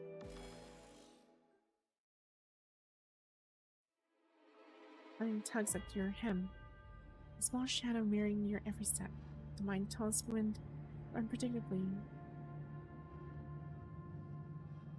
or wind unpredictably. Their old paths altered by the recent tremors. Some of the marks you left on the way in are now nearly impossible to find. On what few marks remain, you locate a temporary safe zone and sit down to operate the terminal. What's this? During a short journey, the girl has shed her fear. Now she curiously peeks around her side, her eyes fixed on the movements of her hands. It's called Terminal. I can use it to contact other people. Contact. It lets me talk to other people who are far away.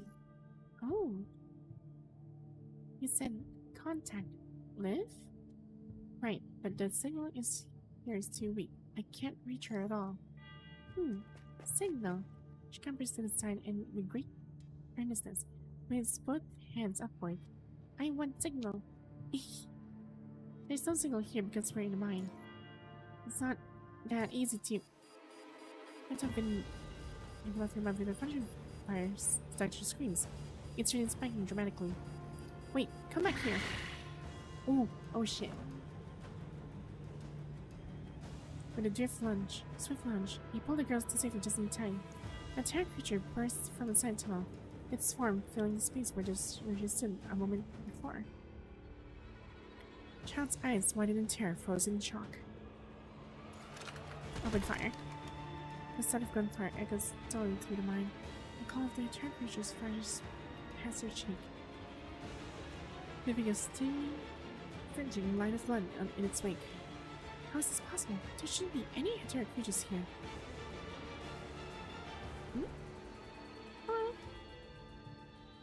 Disregarding the still ringing dial tone, you gather the child into your arms and flee into the mouth of a dark, unexplored tunnel. Yes, I'm currently locking in. The story is really great. Although it's really grim, but yeah, it's just that Anyway, as you run, the call abruptly connects. Commandant! His voice comes from the terminal, heavily distorted but just clear enough to understand. Liv, where are you right now? I'm in the safe zone, but the terror creatures suddenly showed up. Terror creatures. And there, on the screen, you see a woman's silhouette looming behind Liv. Is that Liv? What is she doing here in the mine? Can you share your location with me? Liv asks anxiously, her voice full of concern. I'll try to. It is evidently a near impossible task to carry a child, fight off the terror creatures, and simultaneously relay your coordinates through the terminal. Says, I can't. Liv Kelly has received none of it. She leans close to the screen, straining to decipher the fractured words. For the moment, the tunnel falls silent again. The creatures temporarily repelled, have retreated into the deeper shadows. Liv, be careful around you. Something's off about the terror creatures and the mineral crystals. Be careful with your mind. Are you alright? It's fine. I'm more worried about you. The terror creatures. Something might be controlling them. But don't worry. Don't about me. It's nothing. Be careful on your mind fluctuations. I've left marks along my route. You see them.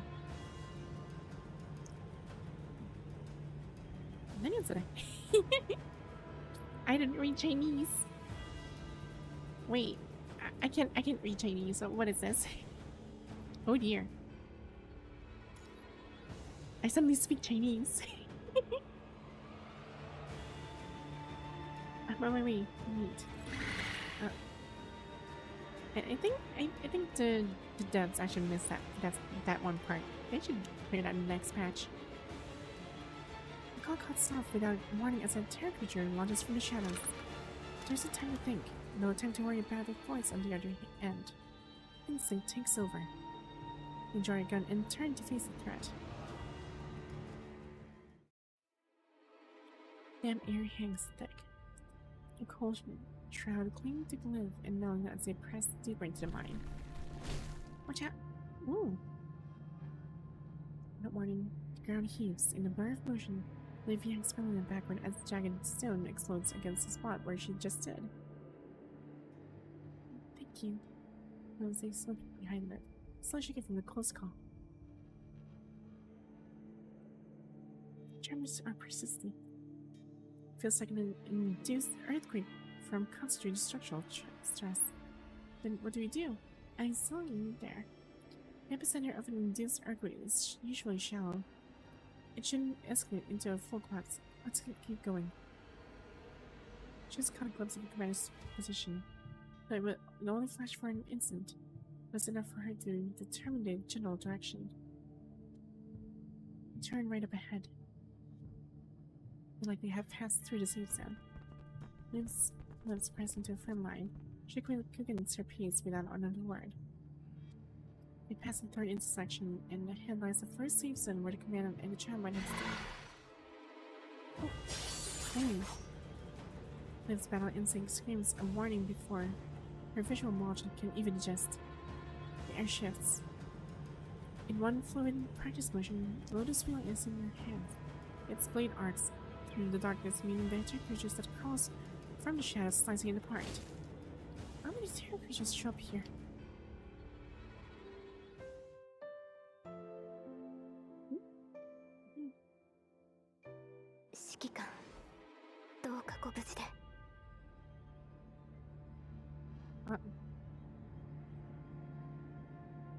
I wonder.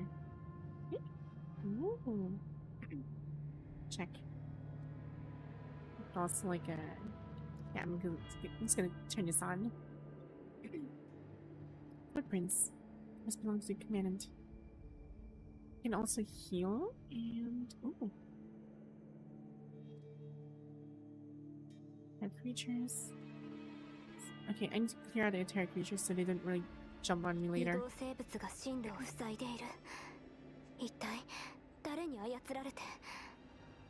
That's closed. Okay, we'll have to move on.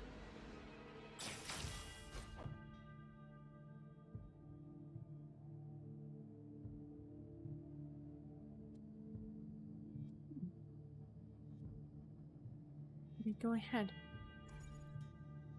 Hmm?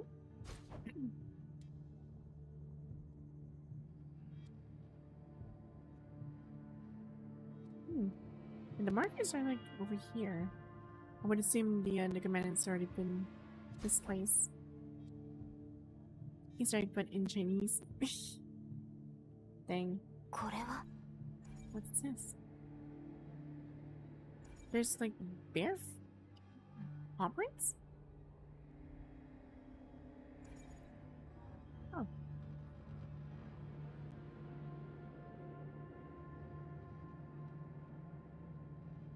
This is definitely the right direction.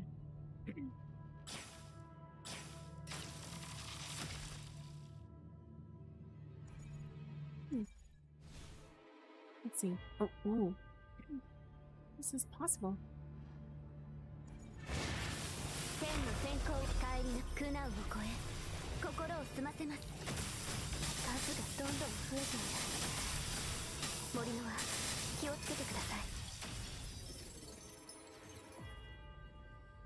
I can't see my direction. There we go.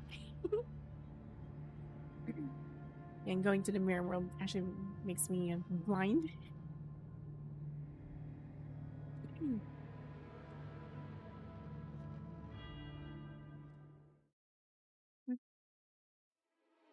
With the middle left here, there's scattered attack creatures attacking them, naturally advancing toward the camp ahead. Commandant.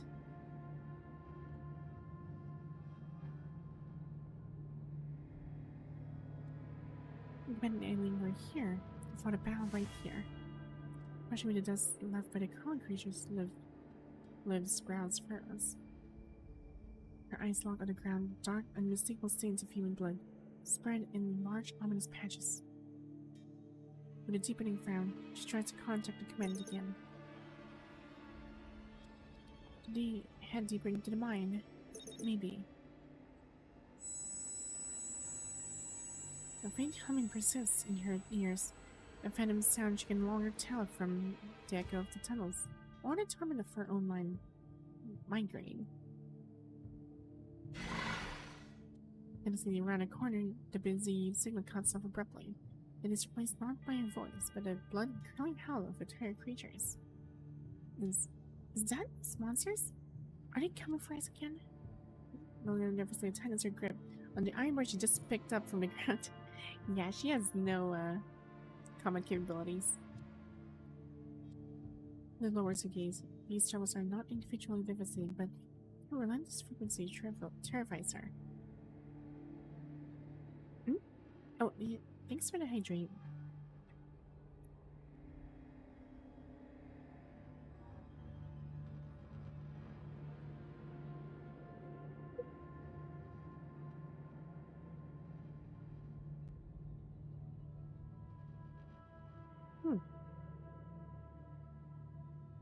The persistent shadow of unease clings to her thoughts.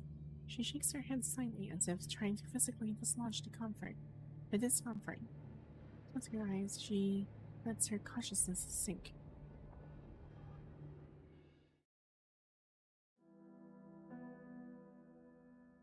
Her still aching mind is a landscape of disarray. Memories of the past, perceptions of the present, and simulation of the future all turn together. They are simultaneously incompatible and inextricably nested, one within the other.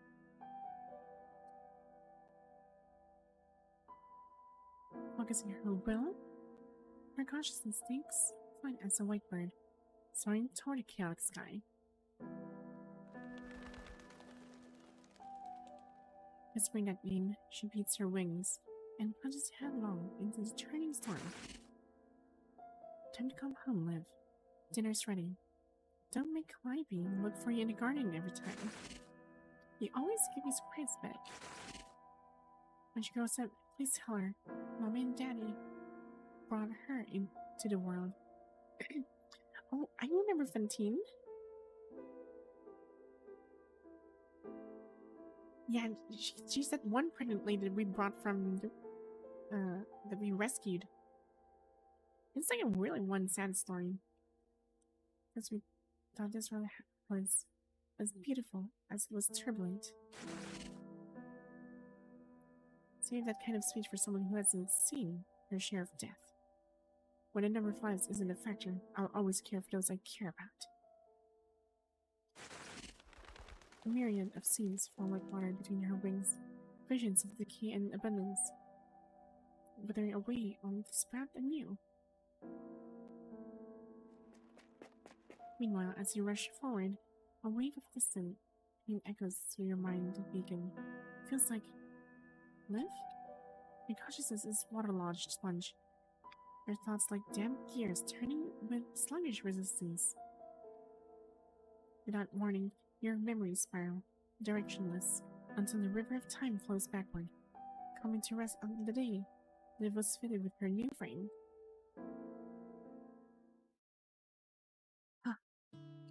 It was 6 in the morning.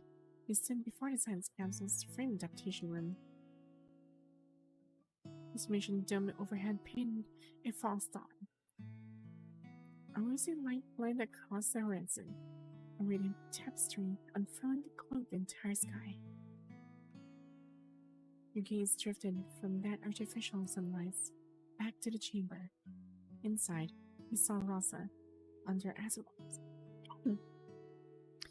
Asimov's instructions, fine-tuning the calibration parameters for Liv's new frame. Entering initialization parameters. Beginning virtual connection. Connection successful. Rosa, begin logging all frame data. Okay. The casual chat in Ascend had become an unspoken secret.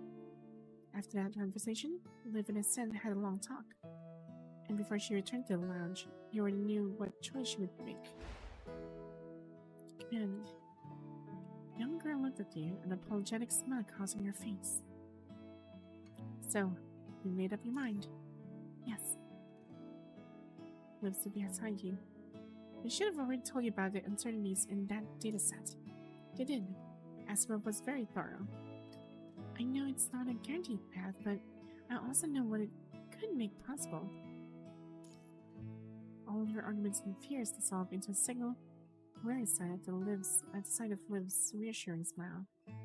Whether it was choice or some new technology, why did it always have to be her? Why live again?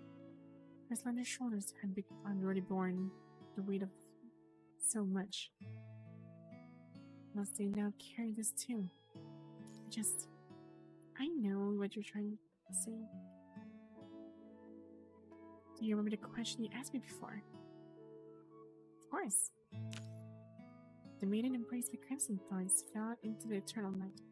The devoted narrator found her a white bird, blood-soaked and still, and cradled her, gently wrapping her form with a sea of stars. You asked him, if you know the future is paved with struggles and pain, will you still walk toward it? If you know the future is paved with struggles and pain, you'll still walk toward it. Your voices blend through the veil of reality, weaving into otherworldly harmony. No matter how many times the cycle repeats, my choice, Liv's choice, will always be the same. And you're the same, command, aren't you? Lee, and Lucio, they told me a little of what you've been through. It breaks my heart that I couldn't be there to share your burden, but it also fills me with hope, knowing that even after facing such an abyss, you never stopped trying to return to us. You never abandoned the path forward, no matter how difficult. I'm glad this data is compatible with my new frame. If I can use it to create new possibilities, to lighten anyone's burden even a little, then it's all worth it. If there's really were a Noah's Ark, I want to be the white bird that brings back the first green leaf. Even if the price of her choice was life itself, it would be a price she was willing to pay, so that someone might use that fragile hope to reach the future for which all yearned. When the floodwaters finally receded, bitter tears would blow into vows, and the departed would sing songs of joy across the ruined earth.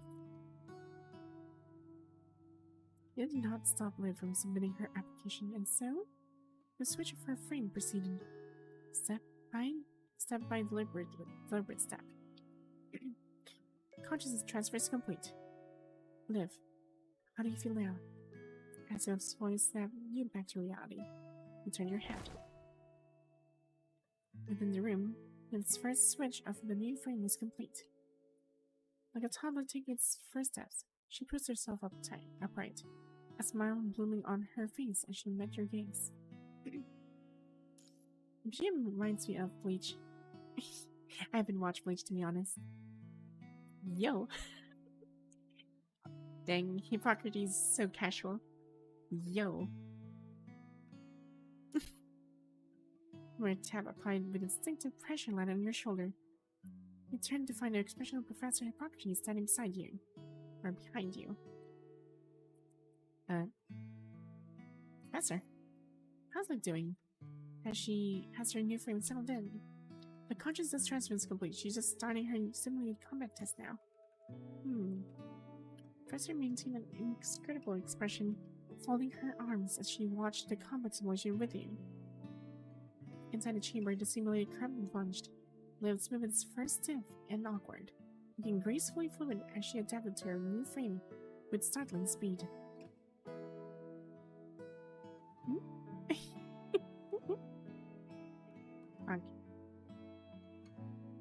So you couldn't talk her out of it either. Hey, don't play dumb. Sorry, I never intended to talk her out of it. Claire's eyebrows shot up. She turned her expression shifting into one of pure skepticism. That's exactly why I can't stand you reckless kids. So ready to throw yourselves into the grinder for a grand ideal. They chat about faith and hope while charging headfirst into filth, not caring if it's successful or a red tide abyss. Couldn't you at least consult someone before leaping? We old folks aren't fossils yet.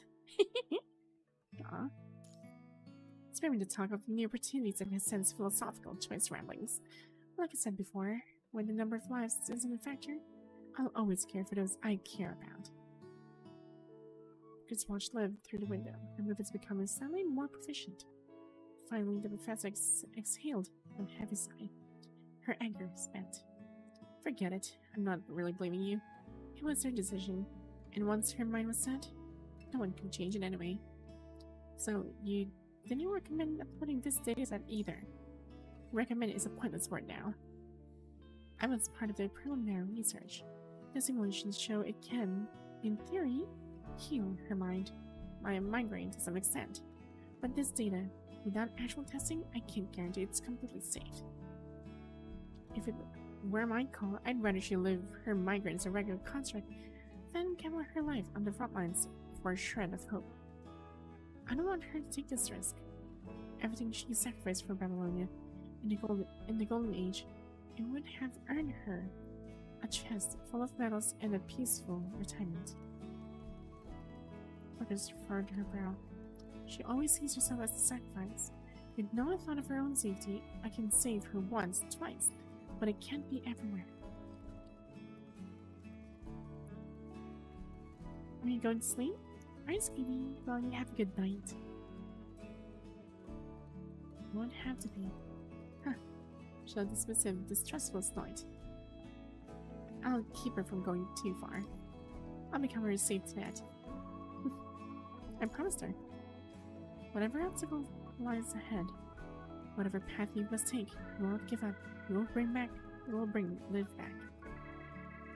I would never break a promise to her. Professor suddenly rolled her eyes at you.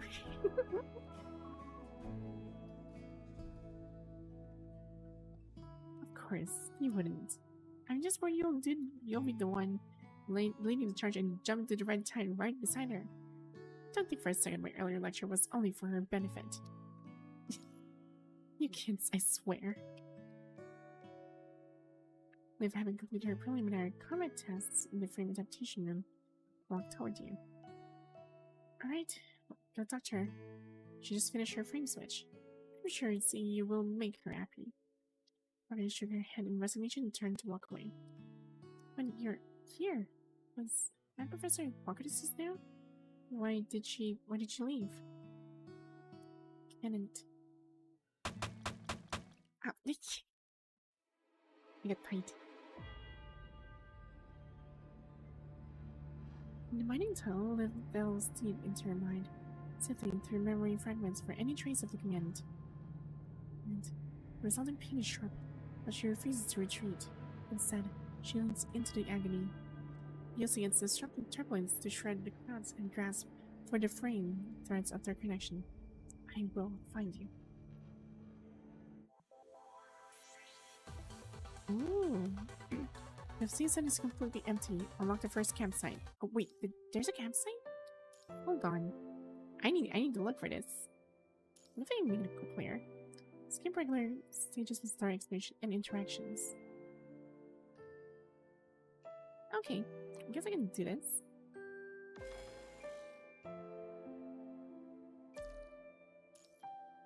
I could probably do this. Let's use Liv. She's like maybe. 皆さんは私が守ります。 Unless we can try and overwrite everything with an entire lightning team. みんなの元に戻ってくれて嬉しい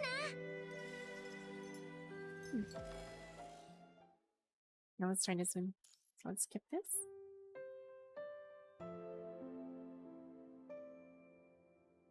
And we'll just have to look for the safe zone. It has to be here somewhere. 獲物の匂いがする。ね、あいつらを切り裂く。あなたは私を頼ってください。Oh.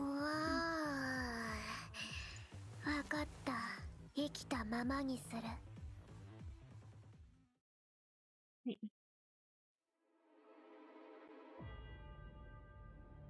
Yeah, we just cleared that one. Yeah, I think we need to do this manually. We'll have to do this manually. Oh well. Guess we'll have to look for the safe zone. 指揮官、 Maybe ど here うかご somewhere. 無事で。 Yeah, these are like shard pieces.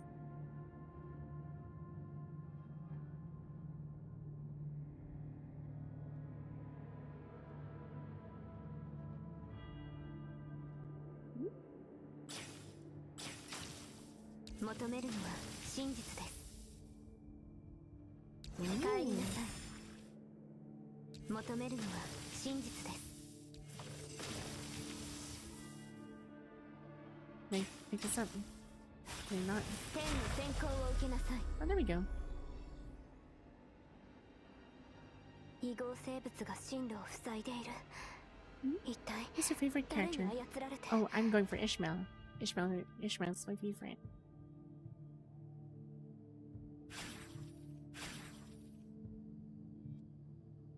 Hmm?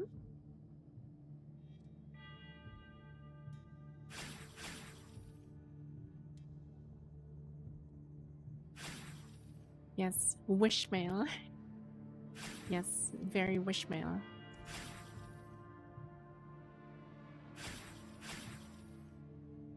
That one name that people actually call her.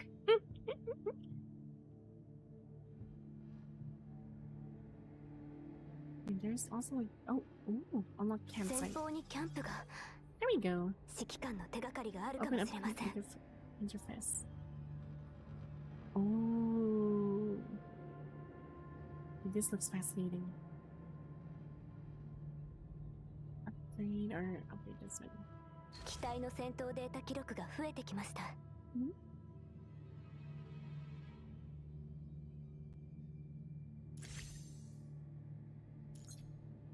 Mm-hmm. There we go.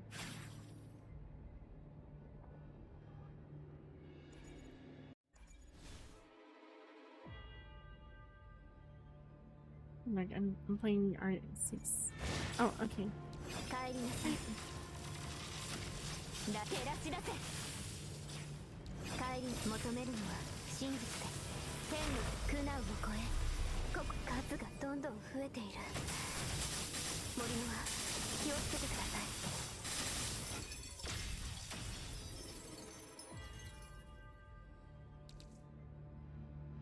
Hmm.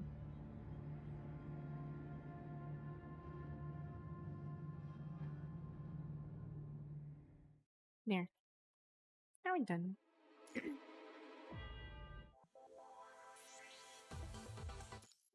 Right. Next. Vision interference. Deep in the mind. Brushing away the memory fragments, you and Eileen flee deeper into demise. Ooh. Spooky.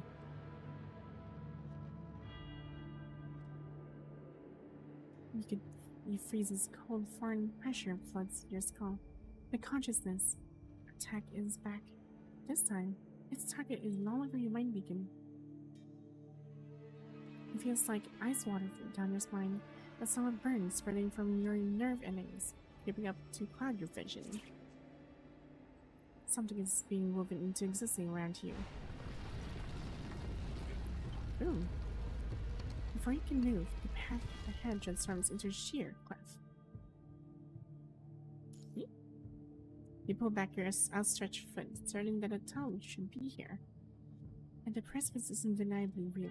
As you start to doubt your own memory and reach for a pebble to test the edge, the girl panics, clutching your clothes. What's going on? Don't worry. Ooh. Not sure what cuts you off. The beam of your light device shredded. Yet you failed to keep the source of the explosion. Could that be coming from Liv's position? Look around. Or you draw again and scan in all directions. I want to find nothing unusual. Pennant. Voice faint but undeniably lives, echoes through the tunnel and right. Abandon the path ahead and turn right? Or ignore the voice and toss a stone to test what's ahead. Oh darn.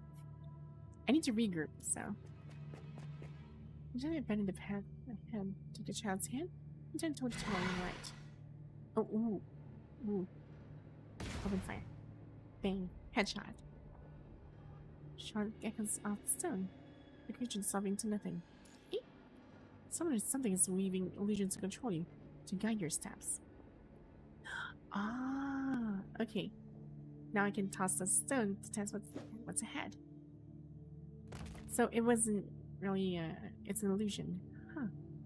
If I just have swallowed once, it reaches the edge, and you hear the unmistakable clack of it hitting solid ground. It's an illusion caused by interference with your visual nerves. But woven by whom and for what purpose? Your boot steps on the edge of the supposed cliff and unsurprisingly meets solid ground beneath. Walk over. Suddenly the world flips inside out. Imminent. Her voice echoes from all directions. And then, when reality snaps back into place, you're standing on the brink of a cliff again. Using the same trick twice? After when your mind making is stable, you're striding forward without hesitation. In the next second, you're standing in a sun-drenched conservation area. Huh? You're back so soon. Nella went look for you. Did you run into her? Open fire! The bullet smacks into the wall behind the supervisor. A spider web of cracks erupts and an entire facade begins to peel away. The illusion shatters. You're stunned in the mind tunnel, as you knew you would be. That only works on the visual nerves. It seems the illusion can only interfere with your visual nerves, not a true mental trap. Without further deliberation, you check the terminal map, scoop up the girl, and hoist her onto your back. Hold this for me. Lock the screen to Lynne's communications channel and point to the large green icon. Press this, and it'll start the call. Press this, and it'll start the call. She reads her words, barely understanding. When someone answers on the other end, call for me. When someone answers on the other end, call. She presses the communication button. 2 dozen dial tones pulse into silence, each one fading hope before the call predictably fails. Keep pressing it. No matter what happens, don't stop. Okay. Will we ever get out of here? We will, I'm sure of it. With your supplies rechecked, you press on, one hand skimming the rough rock on the right wall. You navigate by the mental map drawn when you first enter the mine with Liv. According to it, a right turn on the second fork will lead to the rodent squad's secondary safe zone. Your landway is an abandoned crane, with distinct silhouette. It serves as an ideal meeting point in these labyrinth tunnels.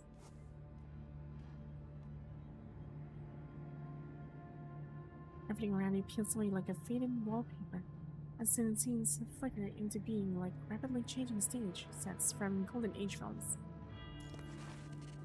Come on, there's a cliff ahead. Can't go any further. Nice try. I'm not falling for it. Come on, the transport craft is going to crash. Yeah, right. Excelynne, honey, will you be home for dinner tonight? You know, you were never my wife. Oh my god, what is this kind of trick doing? Question mark. Keep moving forward.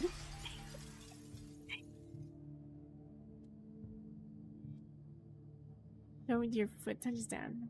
Both voice and the world around you shattered like glass. Just one more turn. It's those monsters.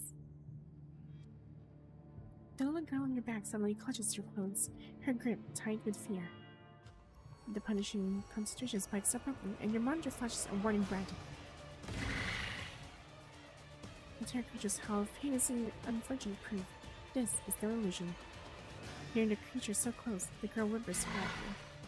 As a gun barrel throws swarm from continuous fire, several more terror creatures burst from a narrow passage on the other side. You caught the monster, but failed to dodge the attack from behind. Ow.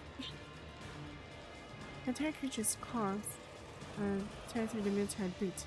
Ow, my foot! It's but a scratch. Endless scars. Every shot must count. The recent wave of terror creatures was manageable, but your reserves are dwindling. As you sprint for the prime route, the busy signal echoing behind you turns to white noise.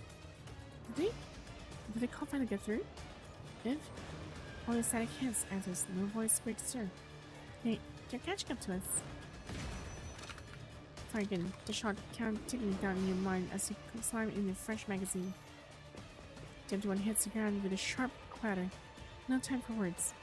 You rush forward, evading the creatures on your heels. Take the right path. The fence struck uneven, littered with stones and solid dislodged by recent tremors.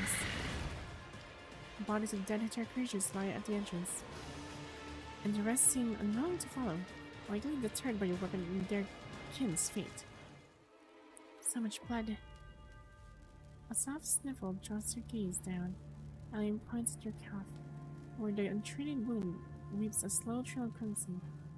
As you move to tear a strip from clothes to bandage it, your eyes lock onto the terminal. The screen still reads in call. The call? How is it still connected? Commandant? Live's deliberate hushed voice comes from the other end. Liv, thought you...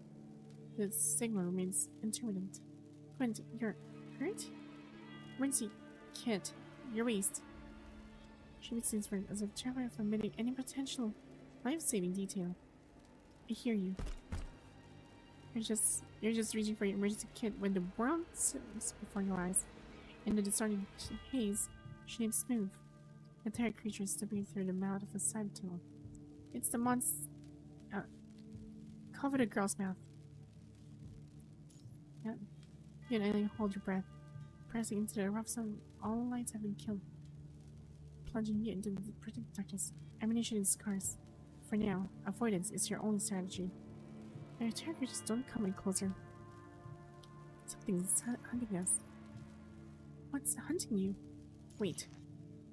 Temperature at the tongue junction twitches, like a chest spasm. You can't tell if it's real or a trick of your frayed nerves. The gunshot is dulled as a dull thunderclap. The creature shrieks, lurching upright. Run! You see the stunned girl's hand and plunge deeper into the suffocating dark. The call cuts out again. Yeah, this is hard. They're toying with you. Dark creatures keep materializing from shadows where you least expect them. Some are just illusions, others are lethally real. You rely on punishing detectives to tell the difference, but the fatigue of endless combat is a tide washing through your skull, eroding your focus. The tones are electric. Navigate by the crude map, all sense of time lost. After loading your third magazine, you do a mental count of your remaining maps. As you approach the next junction, the sound of combat freezes you in your tracks. Someone's up ahead? Is it another cruel illusion or a fragment of reality? Near the corner, a third creature screeches and collapses. Beyond it, a figure struggles to steady her weapon. It's Liv? She is slumped against the wall, covered in wounds. The simple act of lifting her arm seems to require tremendous effort. Wait, I'm here. She fully noticed the two people approaching as well. Because I found Funky. Ugh. That's not Liv. The real Liv is using her latest frame. This is not real. What's wrong? It's me. I'm Liv. This isn't Liv. Not even bothering to say her name, you turn to leave. Shh. A minute. You see right a corner, a familiar figure approaches, from gripping your shoulder and guiding you into a different direction. Minute, that one isn't real. I'm the real Liv. Furrows her brow, her face etched with brain tension. Something's not right here. It feels like an interference. Something that can affect the human brain and construct's mind.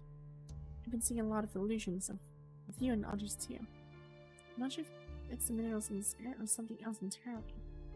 Let's avoid this area for now. Follow me.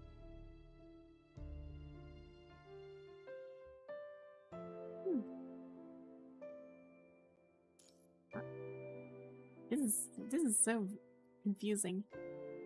The island goes like you drift forth. Their dresses ripple like water and shimmer like with a pale phosphorescent glow. Big words. Having left the tunnel where the faint cliff was, the three of you proceed in heavy sounds along the narrow path. Alan clutches the hem of your clothes, refusing to stray even a step from the side. We're going. Shh. We're almost there. After navigating Timber Junction, a cold realization dawns. According to your memory, you're moving away from the planned rendezvous point with Liv. Where are we going? I'm taking you out of here, of course. This is not the real Liv. I'm watching Detective flashlight. Begin to take a sleep from the shadows, shining straight for you. You ready? Your bullet cuts cold to the dissipating lift, and started to turn creatures behind her. She disappeared. It wasn't Liv. When you came face to face, you knew she wasn't Liv. Yet your brow remains for intention. Yeah, this is really confusing. Look out! There you go. Thank goodness I got in here in time. As if she just escaped from danger. Another one? And Excelynne, are you both alright? Yes, someone to relax. Excelynne? Right, that's her name. No one mentioned it to me. She grabs to hold her, but the child twists from the awful kindness refusing to outright. He isn't terrified. Poor thing. She gives that awkward smile. Don't worry. We'll get out of this place soon. Find a way out. Yes.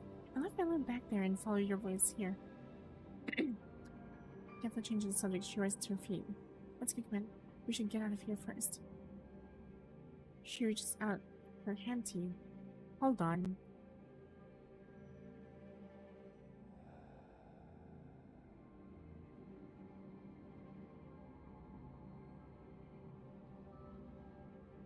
I need to judge this for a moment.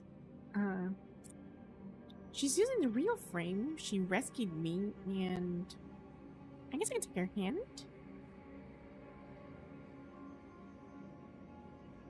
This is so confusing. She left Melino on that side, but they're together. And the first thing that they'll be doing is that Melino would be here.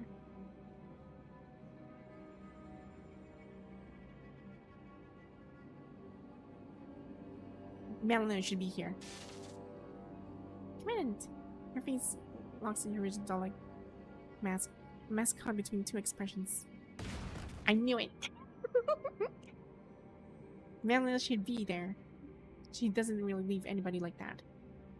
The sounds of bullet parts the air, finding smart into the terror creature lurking behind her. Another fake. Soft and stiff while it comes from inside you. Janice pressed her face into your pants. Too terrified to witness anymore. Ammo's getting light. Yeah. Haha. Kapow. Yeah, because one of the best signals there is that the kid actually or Excelynne backed off. She knew something. The visual and auditory distortions return. A relentless sickness that seeps back in to claim your senses. Quint. Liv's familiar voice echoes from every direction. Quint, help me. Around the corner you find Liv again in her eclipse frame. She's kneeling down on the side, battered and scarred. Her expression on the verge of breaking down. And she just had her face contorted in agony, and nothing but the deep black of the mining pit behind her. Command, come here. It's dangerous over there. Your cry is not yet finished before another Liv calls out from its junction. Yes. Yeah. And these are like mirror-like event abilities that I also do, so I'm waiting for you. Help me. And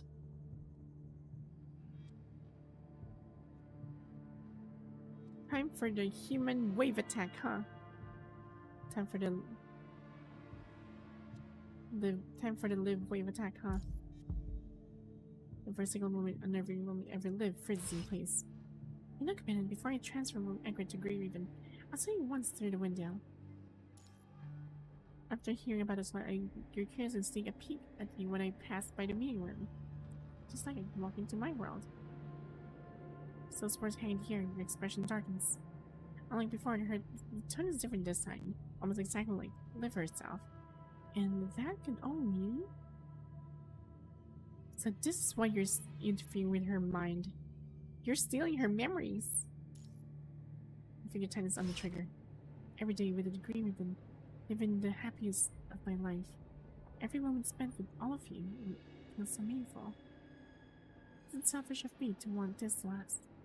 To pray for just a little more time. Somehow all of this can just end. And all we could find each other again in another world. In a place we could call home.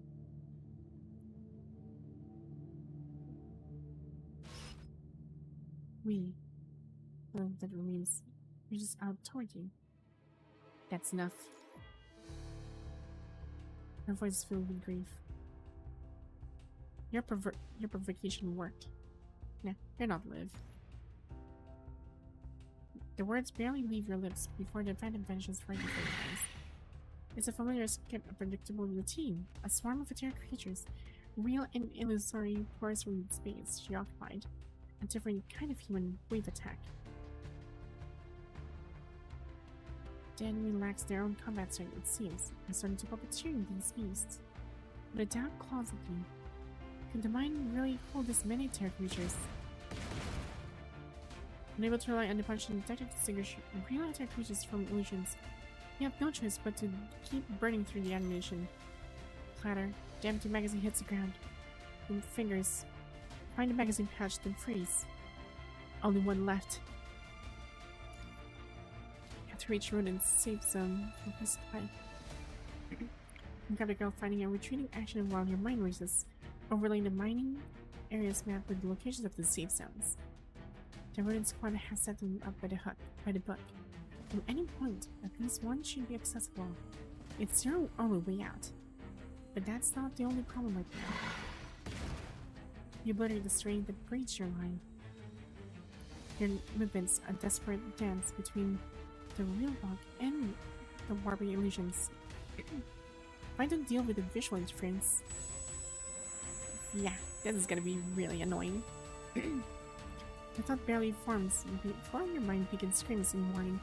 From the other end of the connection, a silent tide of agony erupts from Liv's mind, a sharp, maddening pain that is not yours yet consumes you. Liv seems to be deliberately disrupting her own mind, rubbing at those deeply buried scars to achieve something.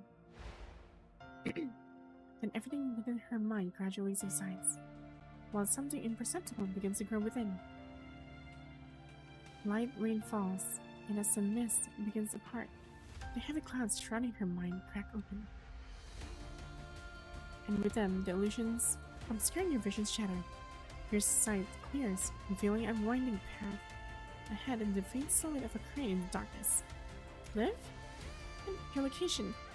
I'm near the second safe zone, the one with the crane. Watch out for the mind illusions.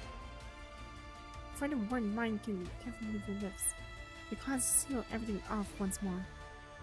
Oh, come on! At least you managed to tell Liv where to meet up. Dang. Static continues to crackle through the terminal with no connection established. How are you doing right now? I mean, suddenly a chime from the terminal interrupts William's words. To the noise of static, a soft murmur emerges. So much blood. To call. How? And its voice to whisper. The words hush and fragile, afraid that any louder might draw the attention of the terror creatures on the other end. Liv, you. The human on the other end seems to surprise the communication went through. Breath coming in short gasps. And are you hurt? Use the emergency kit at your waist. Clean the wound and use the bandages inside. She repeats herself patiently, worried that the intermittent signal might cause the community to miss something important. I hear. The words hang unfinished as silence abruptly swallows at the other end. It's as if the commandant and the child have vanished in the hiding place. A swift hand stifling any chance of a cry. Now the only thing that comes through the frayed static is the faint, hurried rhythm of panic breaths. They are hiding from something. What's happening? Liv's hand clamps over the terminal's microphone as she signals for melodious sounds.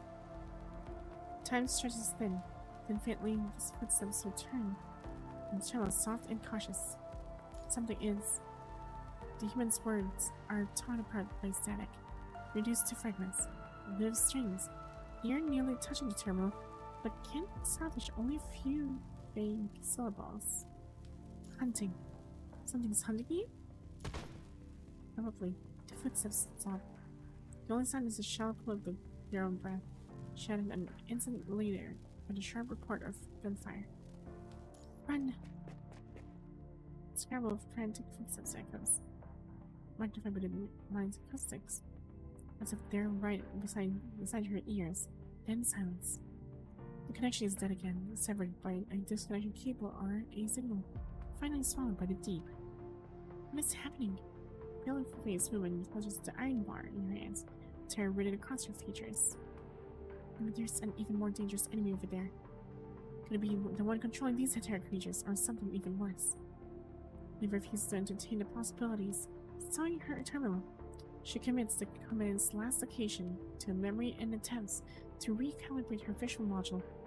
A futile effort, but a necessary ritual. I'm unable to identify what's causing the disruption in her mind, or the blurriness in her visual module. She has no choice but to brighten her light and press onward. The commander is low on ammunition, but always a master of resourcefulness. This labyrinth of tunnels is a problem, yet also a shield. The commander would know how to use it. A spike of agony lances through her mind, staggering her, slowing herself, and forces another step forward. She will not lose command again. Whatever it takes, she must find a way to get to command. She plunges her consciousness into the mind, resuming her unfinished plan. She will disrupt its very fabric, wielding her own pain like a blade to tear through the clouds that shroud her connection to command. She can't even tell how much time has passed, how long she's been in pain. Every thunder rolls in the distant sky, while memories born of love glimmer faintly, while seeds sown in dark soil. A light rain falls and a mist begins to part. The white birds and... Yeah, I didn't read that part. Add bookmark. Oh, I can add a bookmark.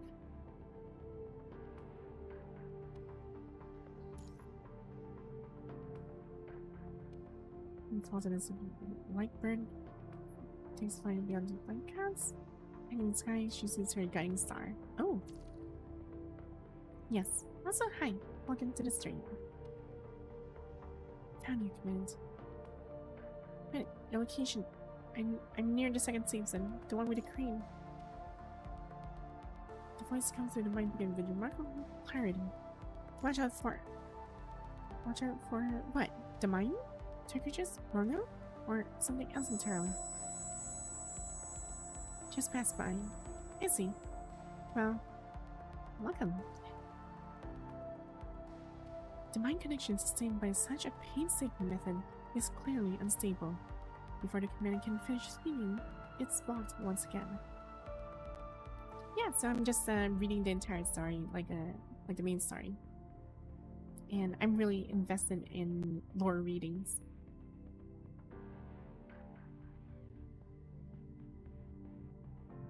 Lynne finds her way back to consciousness, struggling against the violent turbulence in her mind. Yet, within the chaos, she's at least managed to obtain the command's approximate location. Can we still find out their location? I've got a general idea. It pulls up a crude map on her terminal and squints at it, looking at the landmark the commandant just mentioned as she searches for the quickest route there. Her focus sharpens as the green dot aligns with the information shared through the mining connection.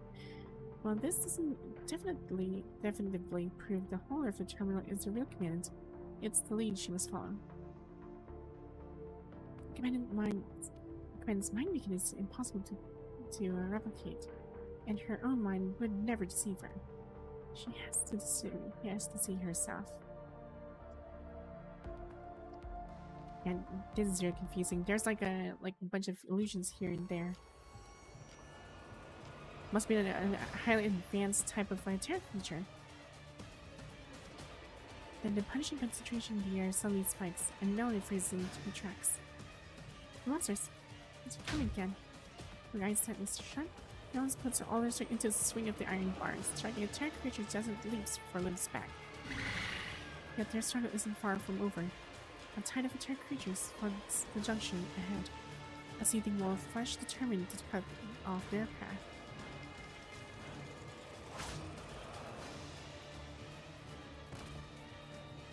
In response, her weapon unfolds, a lethal transformation. Its newly revealed edge carves a path forward. The fallen creatures giving the others pause and creating a fragile breach. Let's go. It's all the chance Lynne needs. She seizes Melo's arm and they dash forward. The thunder of distant gunshots echoes through the cavernous space, as if it's right inside your ears. Commandant! With a moment's hesitation, she ran towards the commandant's location. Did they finally meet up with the commandant? Huh, or would live rather? Nine tunnels stretch into a seemingly endless darkness, every sound swallowed and thrown back by the echoing void. They have no choice but to follow the gunshots, no way of knowing how far they have left to go. Be careful. They'll stumble repeatedly, the fabric of her long dress dangling around her legs, each step a fight against treacherous ground. Karen is injured and couldn't even finish a brief message. The situation must be dire. The mind's layout has been slightly altered again by the recent tremors.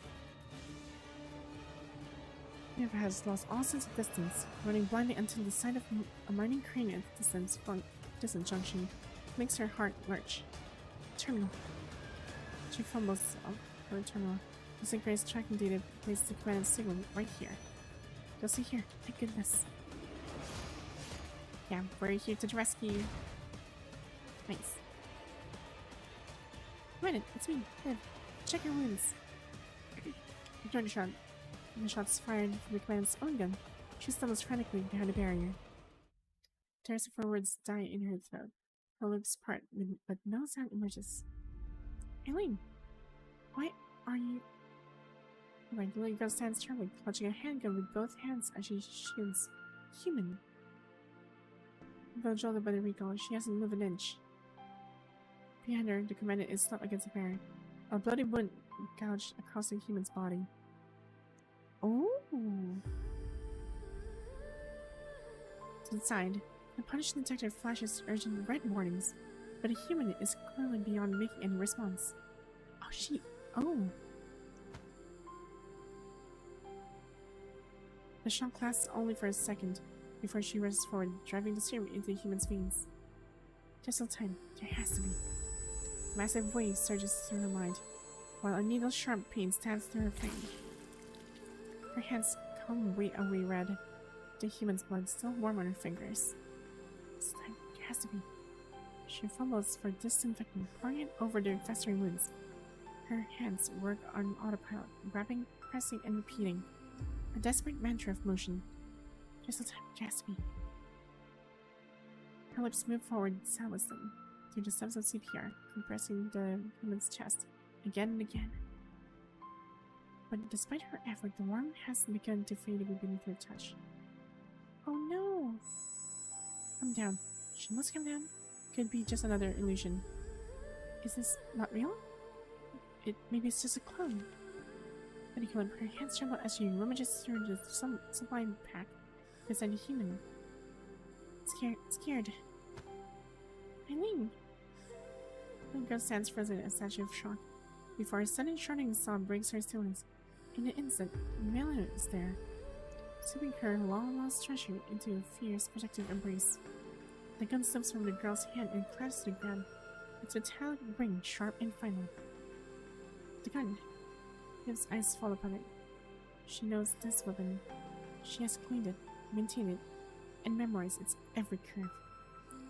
It is a Grey Wristband's pistol, its grip etched with a unique insignia. Its magazine is now empty. Did you pick up this gun from somewhere? The little girl shakes her head desperately. Her words coming out jumbled. This person gave me. And the terminal too. This can't be real. Liv's mind spirals into chaos, a storm of grief. Beside the body lies the Babylonian-issued terminal. One more piece of the commandant.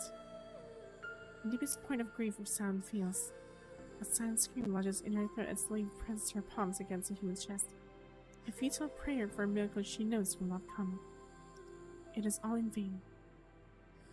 The last of the warmth bleeds away beneath her touch.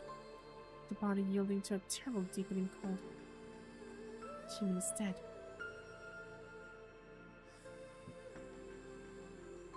Women's cold skin and the savage wounds that covered tell a story of a brutal final struggle. Humanity is dead. With a vacant expression, Liv gently wipes the blood from the human's face. Her movements are tender, automatic. As she pulls her hand back, her fingers brush against something on the ground.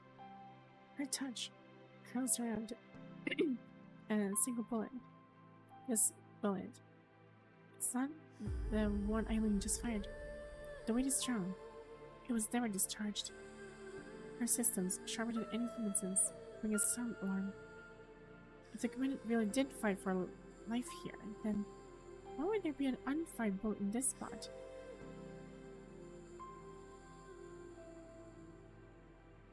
It's an illusion. Liv lowers her gaze and discreetly closes her fists around a cold metallic truth. Command. Let's go. We need to get out. She lifts a human's body onto her back. So a construct's strength should make the weights shrivel. Liv staggers around it. Liv, wait. I said we need to get out first. Liv's voice betrays a slight tremor as she turns away. Her foot is unsteady and faltering as if the ground itself has become uncertain. Is this like an illusion? I don't think this is hardly an illusion. Unfired bullet. Windows in the conservation area are stark civil affairs. A sliver of morning light. A plain coffin, a single headstone, and the final resting place dug from the barren, non-agricultural core. But agricultural soil, that is all. Oh, okay, so this is like probably the other illusion? Just like how Melano appeared in the conservation area where it was all an illusion. This might be an illusion as well. If you hear no the grave event, and only a handful of souls come to pay their respects. Beside a headstone, white flowers stitched from an old blanket sway in the morning breeze, with wild flowers being a scarce luxury in the waiting area. Melville has spent the night crafting these humble fabric tributes to grave. A condolences leaf. Melville places the white flower in her hand at the base of the headstone, and releases a soft, release sigh.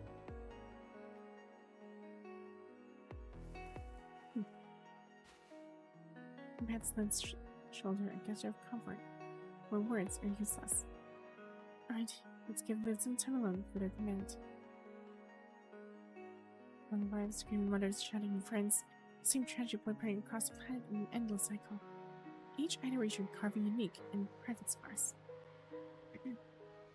As the morning mist thins, the other mourners drift away, leaving Liv alone before the bodice zone.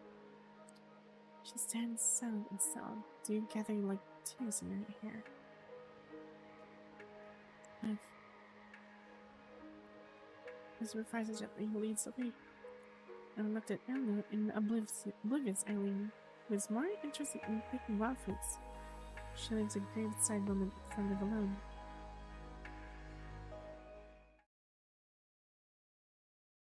The morning mining area, no birds sing.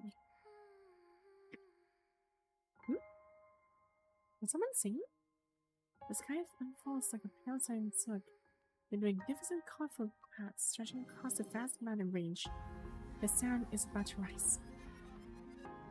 And Liv sits quietly beside the command's makeshift tombstone. Why does it have to be this way? I don't see you, giving everything just to buy us a little more time. Huh? Oh, this song. Huh. She has endured countless partings and deaths, witnessed tragedies as innumerable as the stars. She once believed that no one mastered the art of facing calamity better than she had.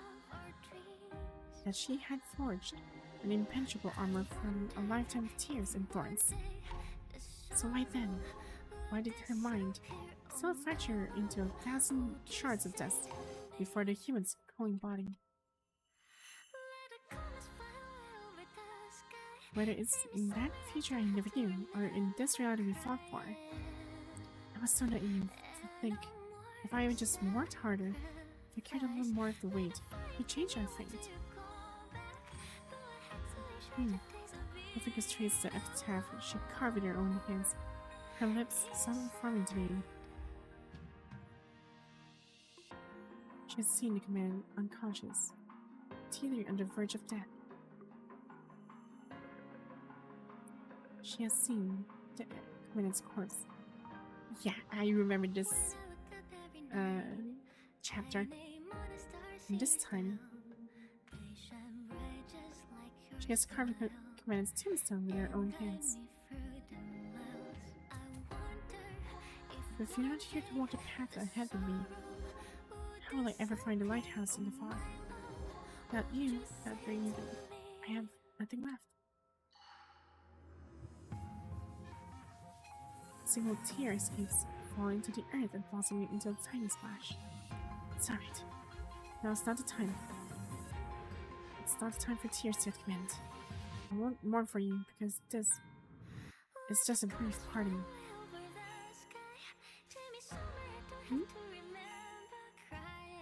Inside the cold tombstone, she leans forward and presses the devoted kiss the ocean her soft heart. We will meet again. We'll meet again somewhere else. On the corner of the cemetery, Melano waits anxiously. When Liv finally emerges, she hurries over. Liv, are you alright? Liv offers her handkerchief. It's right, I'm fine. Liv responds with a pale smile. Silence accompanies the two along the path. The low-angle morning sun pierces the canopy, flashing the light and stretching their shadows into strange, wavering forms. So, what are you planning to do now? I mean, what's your next move? Are you heading to another conservation area for reinforcements? Return to Babylonia? Or... I'll be staying conservation area 368 for now. Staying for now? It appears both pleasantly surprised and somewhat bewildered by Liv's answer. Yes, I'm planning to stay for a while. She puts a bit of distance between herself and Melano. The matter with the commandant, it gains closure. I've already contacted Babylonia and filed a full report on everything that happened here. Just sending personal to assist. I'll remain here until the new task force squad arrives. Maybe that's for the best. Yana pressed her lips together and lowered the brim of her hat, masking her expression. The path is short. Their brief conversation lasts only as long as the walk back to the conservation area. Melon accompanied Liv to the house where the Grey Ribbon had once stayed. She paused in the entrance, peering into the room. It now feels hollowed out. Its past liveliness just a memory. After a waited silence, Melon finally speaks again. Are you sure? You'll be okay right here by yourself. Liv offers no reply, only silence. What if I let Island stay with you for now, at least until you leave? And let's wishful sigh, reluctance, evident. I'd always intend to raise her myself without handing her off to anyone again, but it wouldn't be too lonely for you here out of ice. Eileen, huh? Alright then. She's at the medical station for now. Still recovering from the shock. I'll bring her over to you later today. Before Liv can say anything more, Mona hurries away. So it's Eileen. Liv lifts her head of her. The sky falls into a water clear and certain. Beyond the clouds, an accurate spiderweb engulfs the entire front, imprisoning the small world.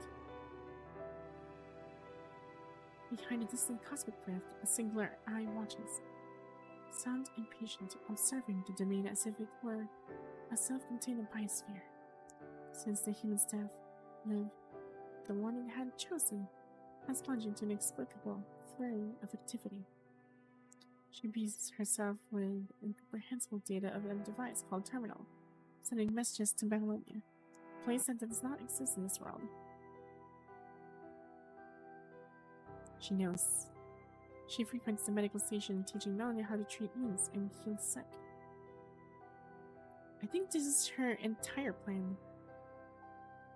In her spare time, she keeps Eileen company, playing with her and teaching her to read and write. She behaves like a genuine, tender mother.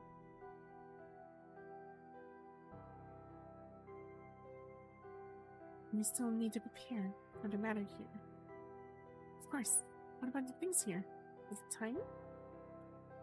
The whisper from the void gently permeates the deep cosmos. Not yet, just a bit longer. Through the dense cloud cover, it barely drinks the ripples of warmth. She will mine, she will obey me, she will belong to me. She will kneel in submission before me.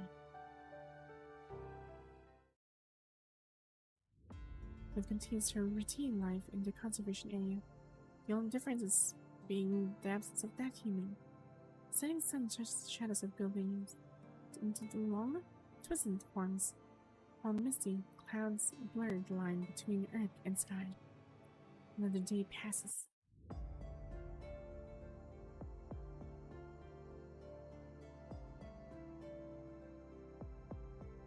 People rise with the sun and rest at dusk. The celestial bodies continue their eternal dance, and the seasons are in unwavering position yet. Within this perfect cycle, the very concept of time has ceased to flow. Everything feels suspended, trapped in this clear block of amber. No one remembers what day or month it is. No one remembers how long it's been since Excelynne's death. But Liv remembers. Sitting by the doorway, she gently rolls the bullet between her fingers. Inside her mind, a blood-red mist smothers everything. Storm rage overheard. The ground is torn open, and the landscape of pure devastation stretches to the horizon. She walks across this inner wasteland, her every step on the thorn-covered ground, carving a deep groove. A relentless counter etched not in days, but in despair and love. Liv? A visitor's gentle call pulls her back from the depths of her mind. No, you're here. Liv offers a faint nod, remaining seated instead of rising to greet her. I came to see Eileen. Where is she? She went to play in the Central Plaza. You converse with a casual ease, like two ordinary residents of the conservation area. What a beautiful sunset. Seems like we're in for another nice day tomorrow. When will you be coming back to help at the medical station? I never did thank you. That bleeding control technique you showed me last time worked really well. Tomorrow? Alright, I'll be there to help you tomorrow. It's wonderful. Well then, I'll let you be. See you tomorrow. Watching on slowly fading in the distance, Liv gently adjusting the mark in her mind. Day 7 since toilet was gone. She still hasn't found a way to escape. She tried asking about time, but her inquiries were met with bewildered looks and numbers too absurd to comprehend. She also tried shadowing Melanie for an entire day under the pretense of helping out, only to earn nothing but heartfelt thanks. Not a single flaw. She even tried disrupting her mind again, but whether from distance or some other interference, she couldn't locate the command's mind beacon, let alone establish any contact. But didn't she already bury the commands beneath the current tombstone? The thought circles in her confused mind. The sound of blood hitting the floor is unbearably crisp, sapping her from smiling numbness and draining the color from her face in an instant. She picks it deliberately. She presses a small metal object to her skin. Her expression unchanged as she feels pain. When it isn't dead, then it must be still searching for her. She took a slow, deep breath, forcing all her senses to focus on the cold, hard truth in her palm. It was an unfired bullet. A bullet that should have never been lying beside the command's corpse.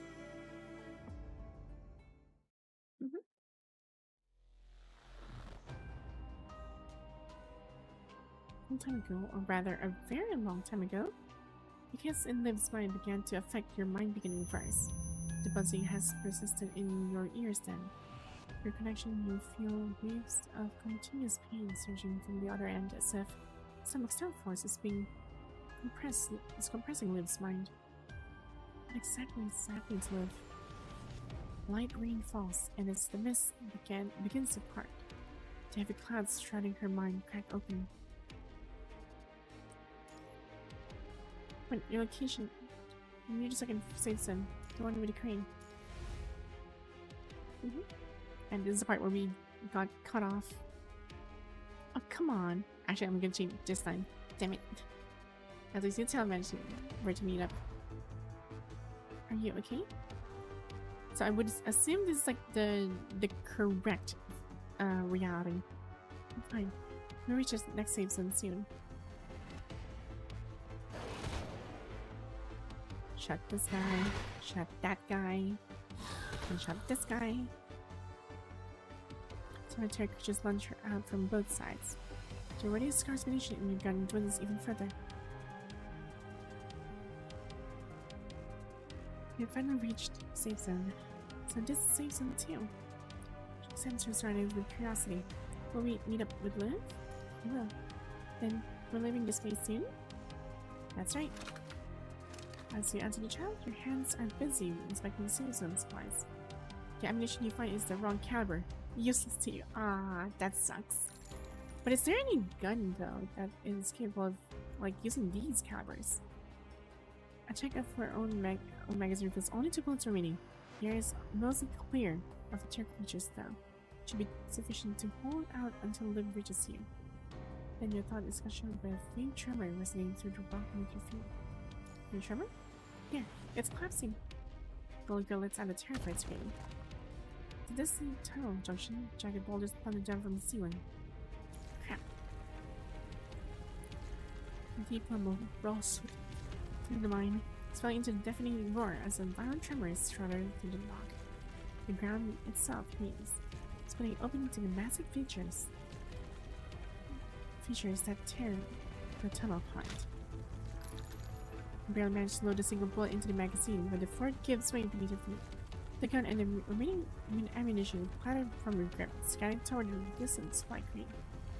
Just your luck. You're already down to your last 2 bullets. That sucks. As the world fractures and consciousness fades, that single resigned thought is the last to echo in your mind.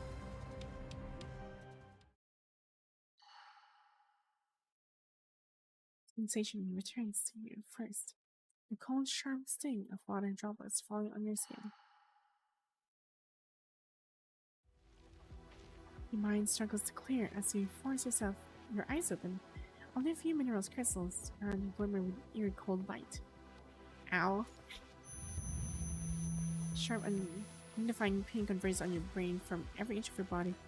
When you try to move, your bones and joints grind together, releasing a muted cry of agony. Fortunately, no serious fractures. After a grim assessment of your wounds, you retrieve medicine and bandages from the emergency kit at your waist and apply a basic field dressing, and then moves to your terminal, hoping to check for an escape route. Where's the ritual thought? Fragment memories connect. The terminal should be still in the girl's hands and your gun. Exchange your pocket. The altar is empty. During the clean, the gun must have shaken loose while somewhere in that safe zone. Some safe zone this turned out to be. After a moment's rest, you test your limbs and hold yourself upright against a cold rock. The mind is a labyrinth, but the distance of your fall places you roughly below in the level of the safe zone. The rock wall is unclimbable, but your memory offers a lifeline. You've walked past that, past the nearby branching tunnels. The first junction, a familiar scratch on the wall confirms you're on the right path.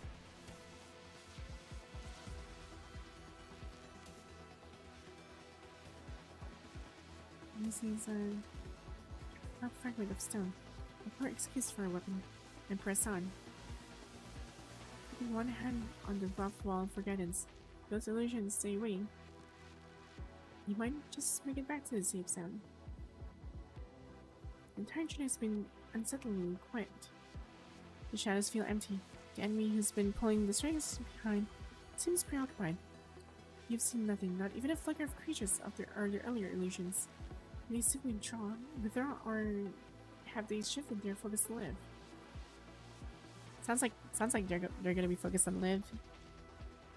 Then at your third mark, you see a third creature, limbs torn and scattered across the ground. Press straight ahead. Then straight ahead, you discover more limbs. The damage is clear beyond what your bullets could inflict. Limbs are long and crisscrossing. Only something specific in this mine could have caused damage like this. Was it live? The punishing concentration is still high, which means this thing died recently. The thought ignites a spark in your chest. It must be just ahead. Wait, time to keep going. Examine the blockage.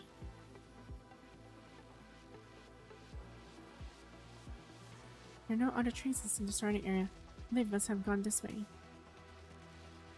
But for it to be sealed so thoroughly, could this really be a natural cave-in from the tremors?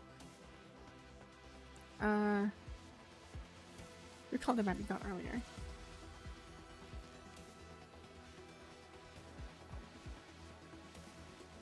The markers left behind, you find it soon. Talking a conspicuous small cave. One you and Liv had previously bypassed for being too cramped into the safe zone. And there, sitting in the corner, are two supply crates. I'll take the first supply crate. This first crate holds several large caliber rounds and multiple packs of compressed rations. Fail. Why so... man.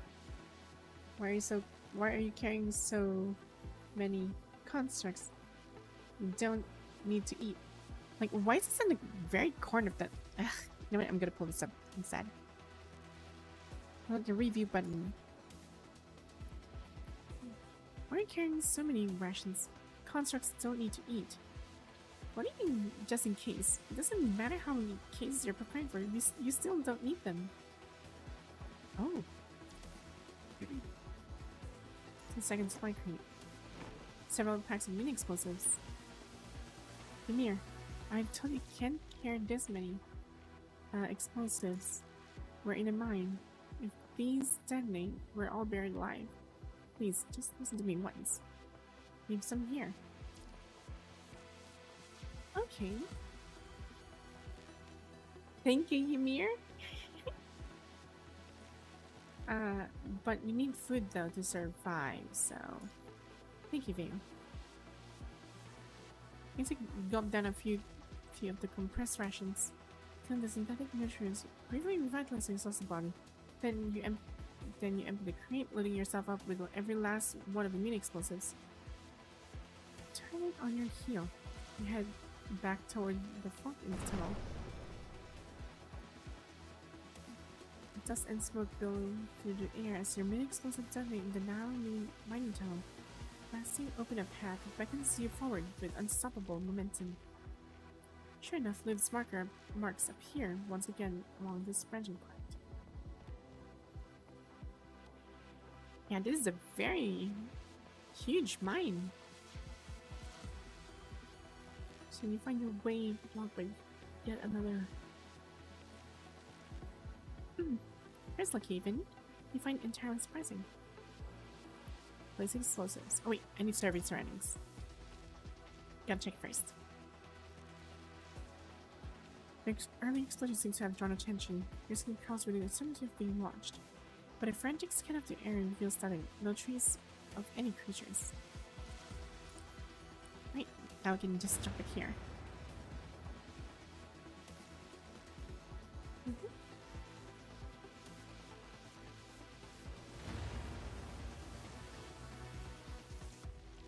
Yeah, we'll just keep using explosives one by one.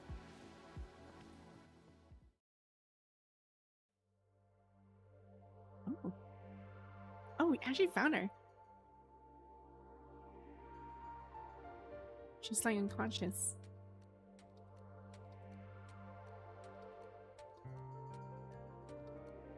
Huh, finally. I actually found her. She lies encased, a prisoner within a crate of bizarre and cluttered minerals. Live. Promise to you. Yeah, I promised her I'll bring her back. I would always find you no matter what. Ha.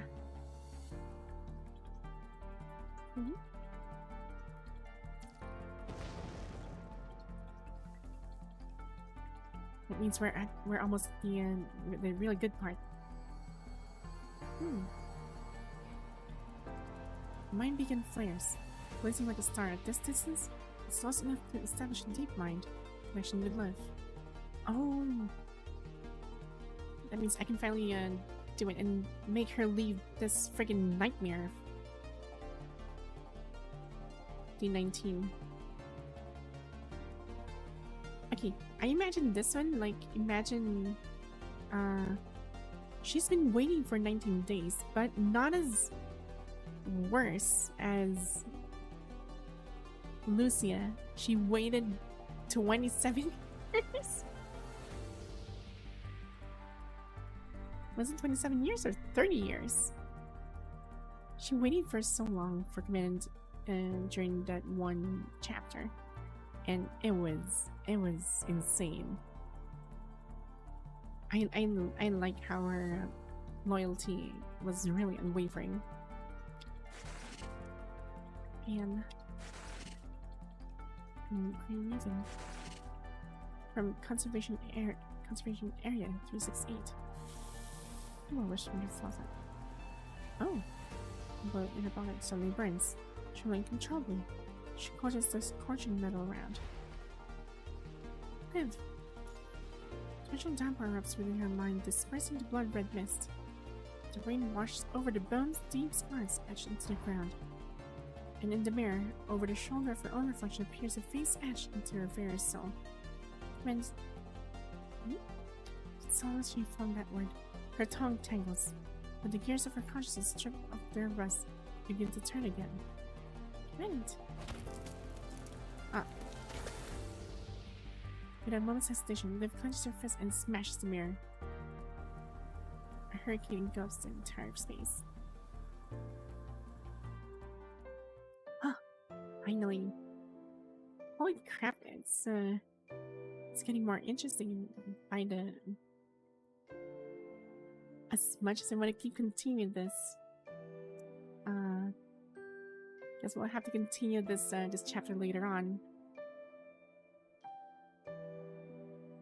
Yeah, at least I managed to find her in that part, and I guess we're just actually going to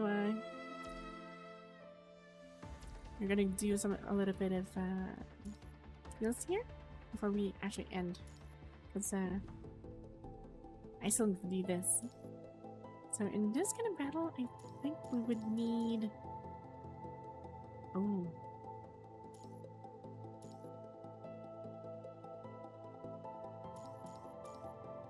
Yeah, I think...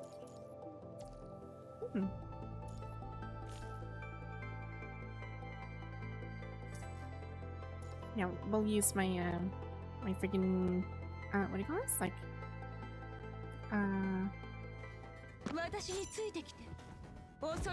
my night heal team. I think I should have changed my team first. Hold on. I should be using not her, but the new girl.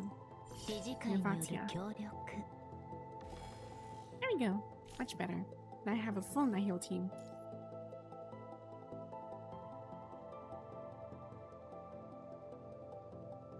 Now let's just do a little bit of these things. And there. 1, 2.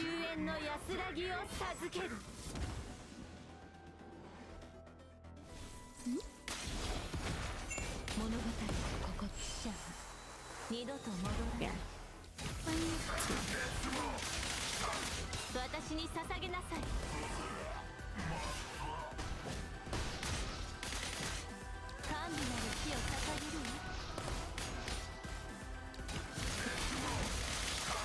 私に捧げなさい。奏でましょう。絶滅の符号。見せてあげる。あなたの知らない景色を。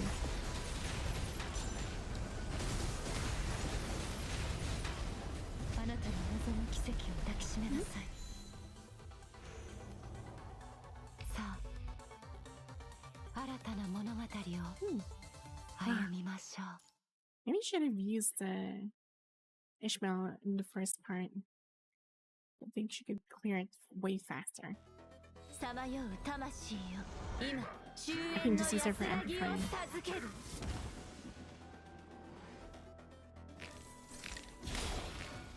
Yeah. Now let's amplify this. あなたの知らない景色 Two. を。 There. One. Two. あなたの静かに滅びなさい。やはりこの物語も結末は変わらない。この程度の相手に公開なさい。真実を受け入れなさい。 There we go. Right. 前へと進むわ。あなたも共に。 This show. And continue. I'm gonna try and reach like streak 12. See if we can actually do this. I mean, I've done this before, so after finishing this, please, I won't have to think about this for the next couple of days. もう一度やって Because it only happens like twice a week. I mean, twice a month. Like this. まだ足りないわ。私に捧げなさい。貴族な奏でましょう。絶滅の符号。見せてあげる。あなたの知らない景色。 Flick. Again, 1, 2. Flick. And just gonna. あなたの望む奇跡を抱きしめなさい。やはりこの物語も結末は変わらない。この程度の相手なら公開なさい。真実を受け入れなさい。これで終わります。借りたてを入れる。終焉の音を聞きなさい。溶けて消えなさい。公開なさい。真実を受け入れなさい。これで終わります。前へと進むわ。 44 seconds. This is fine. You could probably do it faster. さまよう魂よ、今終焉の安らぎを授ける。 Nice streak. もう一度やってみ。断罪者は二度と戻らない。私に捧げなさい。奏でましょう。絶滅の符号。 1, 2. Try it again. Try 二 this 度と again. 戻らない。 Here. 見せてあげる。あなたの知らない景色。あなたの望む奇跡を抱きしめなさい。 Push. さあ、 Okay, 19 seconds. Okay, that was fast. Yeah, maybe I should do that. Maybe this enemy is just too easy. さまよう魂よ、今終焉の安らぎを授ける。 Let's see if I can do it faster. So, comes in, throws me around. 1, 2. じゃあ二度と戻らない。 2. もう一 Don't. 度私に捧げなさい。袋のネズミね。見せてあげる。 Here. あなたの知らない景色を。 Like, あなたの望む奇跡を抱きしめなさい。 again. 1, 2. お返しするわ。あなたの望む奇跡を抱きしめなさい。やはりこの物語も結末は変わらない。見せてあげる Probably do another crash. Yes, it is crash. お返しするわ It is あなたの crash. 望む奇跡を抱きしめなさいお返しするわあなたの望む奇跡を静かに滅びなさい Yeah, get kicked. さあ新 Oh, たな物 that 語 was fast. を 35 seconds. I have like a lot of dang, I have like a lot of seconds to spare. This is good. I like the full finish Nihil team. I freaking love it because I can finally play my Ishmael properly. Yeah, Ishmael is like my DPS for this. I know you should be playing like what? さまよう魂よ Her sister, like 終焉の Lisa's 安らぎを sister, 授ける Luna. But I really like Ishmael. It's the Emperor. まだ足りないわダンシャ二度と戻らない私に捧げなさい奏でまし絶滅の不法物語はここで終わりこの程度の相手なら崩壊なさい真実を受け入れなさい偽りの存在にこれで終わります終焉の音を聞きなさい Oh, your voice audio is lower than in-game audio. Wait, really? Really? Hold on. I thought I already fixed this. Is it? Dang. Maybe it's just because how you speak? Or... I mean, it's already maxed out already. Huh. Odd.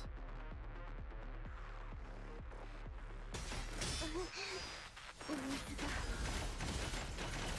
崩壊なさい真実を受け入れなさい偽りの存在にこれで終わります終焉の音を聞きなさい Also, yeah, the same can make to make triple S Ishmael from the vouchers once she gets sleep. Oh wait, she's gonna get the leap. Okay. I'm waiting for that chance. あなたの知らない景色をお返しするわあなたの運命は決まっているあなたの静かに滅びなさいやはりこの物語も結末は変わらない Let her have that friggin' leap. 見せてあげる That'd be so cool. あなたの知らない景色を Wonder how her leap looks like. What, was it revealed? あなたの運命は決まっていますあなたの望む奇跡を抱きしめますやはりこの物語も結末は For 変 now, わ for ら now ない Hanim getting the leap to Ishmael, she's nice. I'm hoping. Yeah. Oh dang, I went through slowness, but it's fine.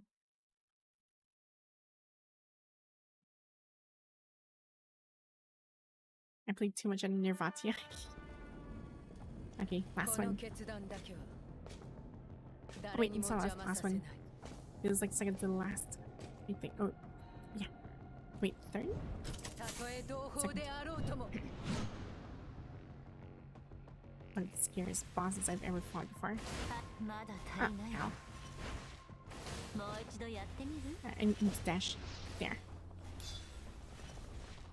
How come I can't go close? What the hell? Wait, I can't get close. Not in my burp form. Why? Hold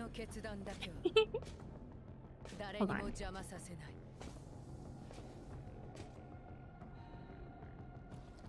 Okay, let's do this again. Maybe we can just simply summon Ishmael. まあここのまま私が見せてあげるあなたの知らない 1, 景色 2. Like 1, 2. あなたの Just like 2,000 something health. Darn. 結末は I 変わ have to らない reduce her to ashes. 見せ Holy て crap. This is like really big. 予想通りこのまま私が宣伝します No, you 裁き don't. の時だ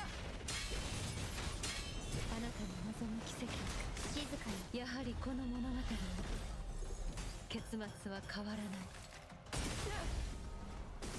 無駄だ。 Yeah, I can perpetually do this. さあ、このまま私が先導します。審判を。あなたの望む奇跡を抱きしめなさい。もうお前たち守れない。偽りの天国を撃ち落とす。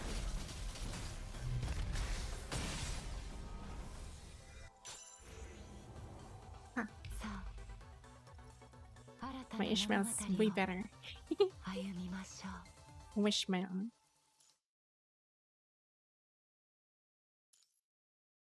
Right. Next.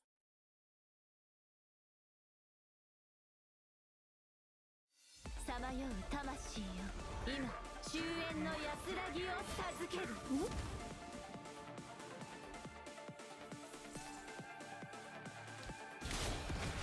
ダッシャー二度と戻らない。私に捧げなさい。まだ足りないわ。静かに滅びなさい。もう一度袋 My の turn. ネズミね。見せてあげる。あなたの知らない景色を。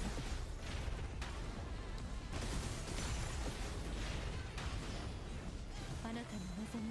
静かに滅び。やはりこの物語も It's the ending the things that 変わら happen ない。 that what matters. あなたの見 Yeah, せてあげ pretty る。 much. あなたの知らない景 If 色。 you know the rotations of your characters, you're all good. このまま私が先導します。あなたの望む奇跡。静かに滅び。やはりこの物語も結末は変わらない。 Next. Luna. この程度の相手なら崩壊なさい。真実を受け入れなさい。偽りの存在もこれで終わり。物語のここ。終焉の音を聞きなさい。溶けて消えなさい。崩壊なさい。真実を受け入れなさい。これで終わり。刈り取物。終焉の音を聞きなさい。 There. さまよう魂。今断罪者は二度と戻 Now らない。 let's finish you off with this girl. 私に捧げなさい。 And there. 袋 Now の you're done. ネズミね。運命の糸は続く。我らの物語はこれからの先に。 I like this pose. So nice. Freaking Morgan as well.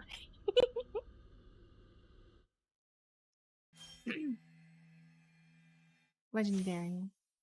Legendary merit. Hey. Legend.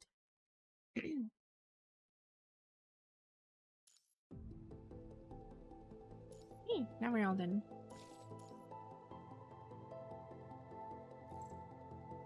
Now rewards, all done.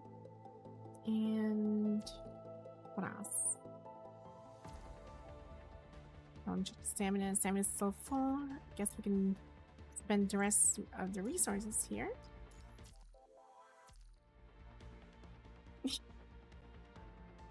Goes nuts like with very Rosetta.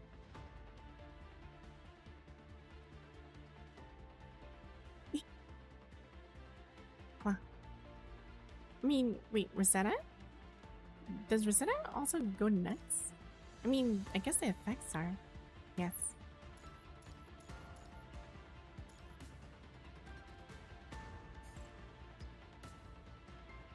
And then there's anything else I need to. Yeah, everything's sold out. Okay, great. Let's put this here. And missions, claim. Oh, I still have to spend something more. Probably just 2 more. There. And what else? Resources. There. all done. There we go. I spent enough. Yeah, red, hold basic, and red, hold basic. Ultimate. Ah. Okay. She's brained in his love, and Vera. I guess. Actually easy. It's actually like really easy to perform.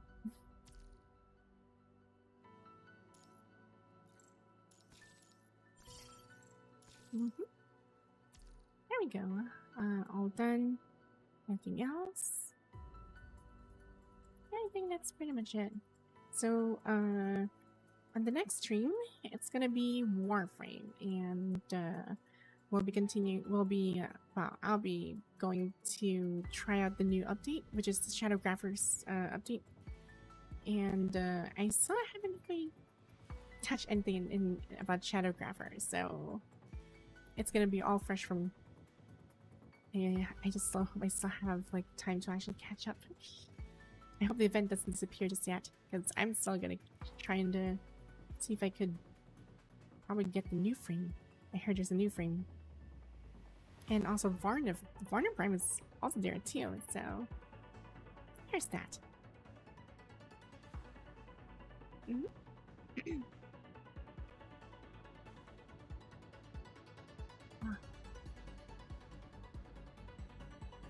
Yeah, so anyway, yes, since we can't really raid anybody around this time, we might as well call this a day. And yeah, so once again, guys, thanks for dropping by to my stream, and we'll do the like Warframe later on.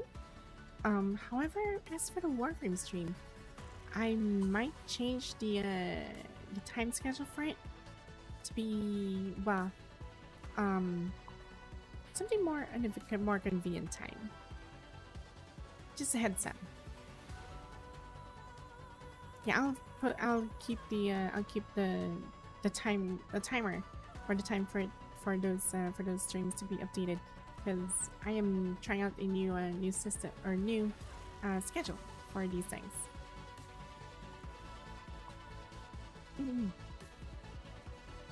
Anyway, so yeah, yeah, I'll see all shards on the next one, and y'all have a good night or morning.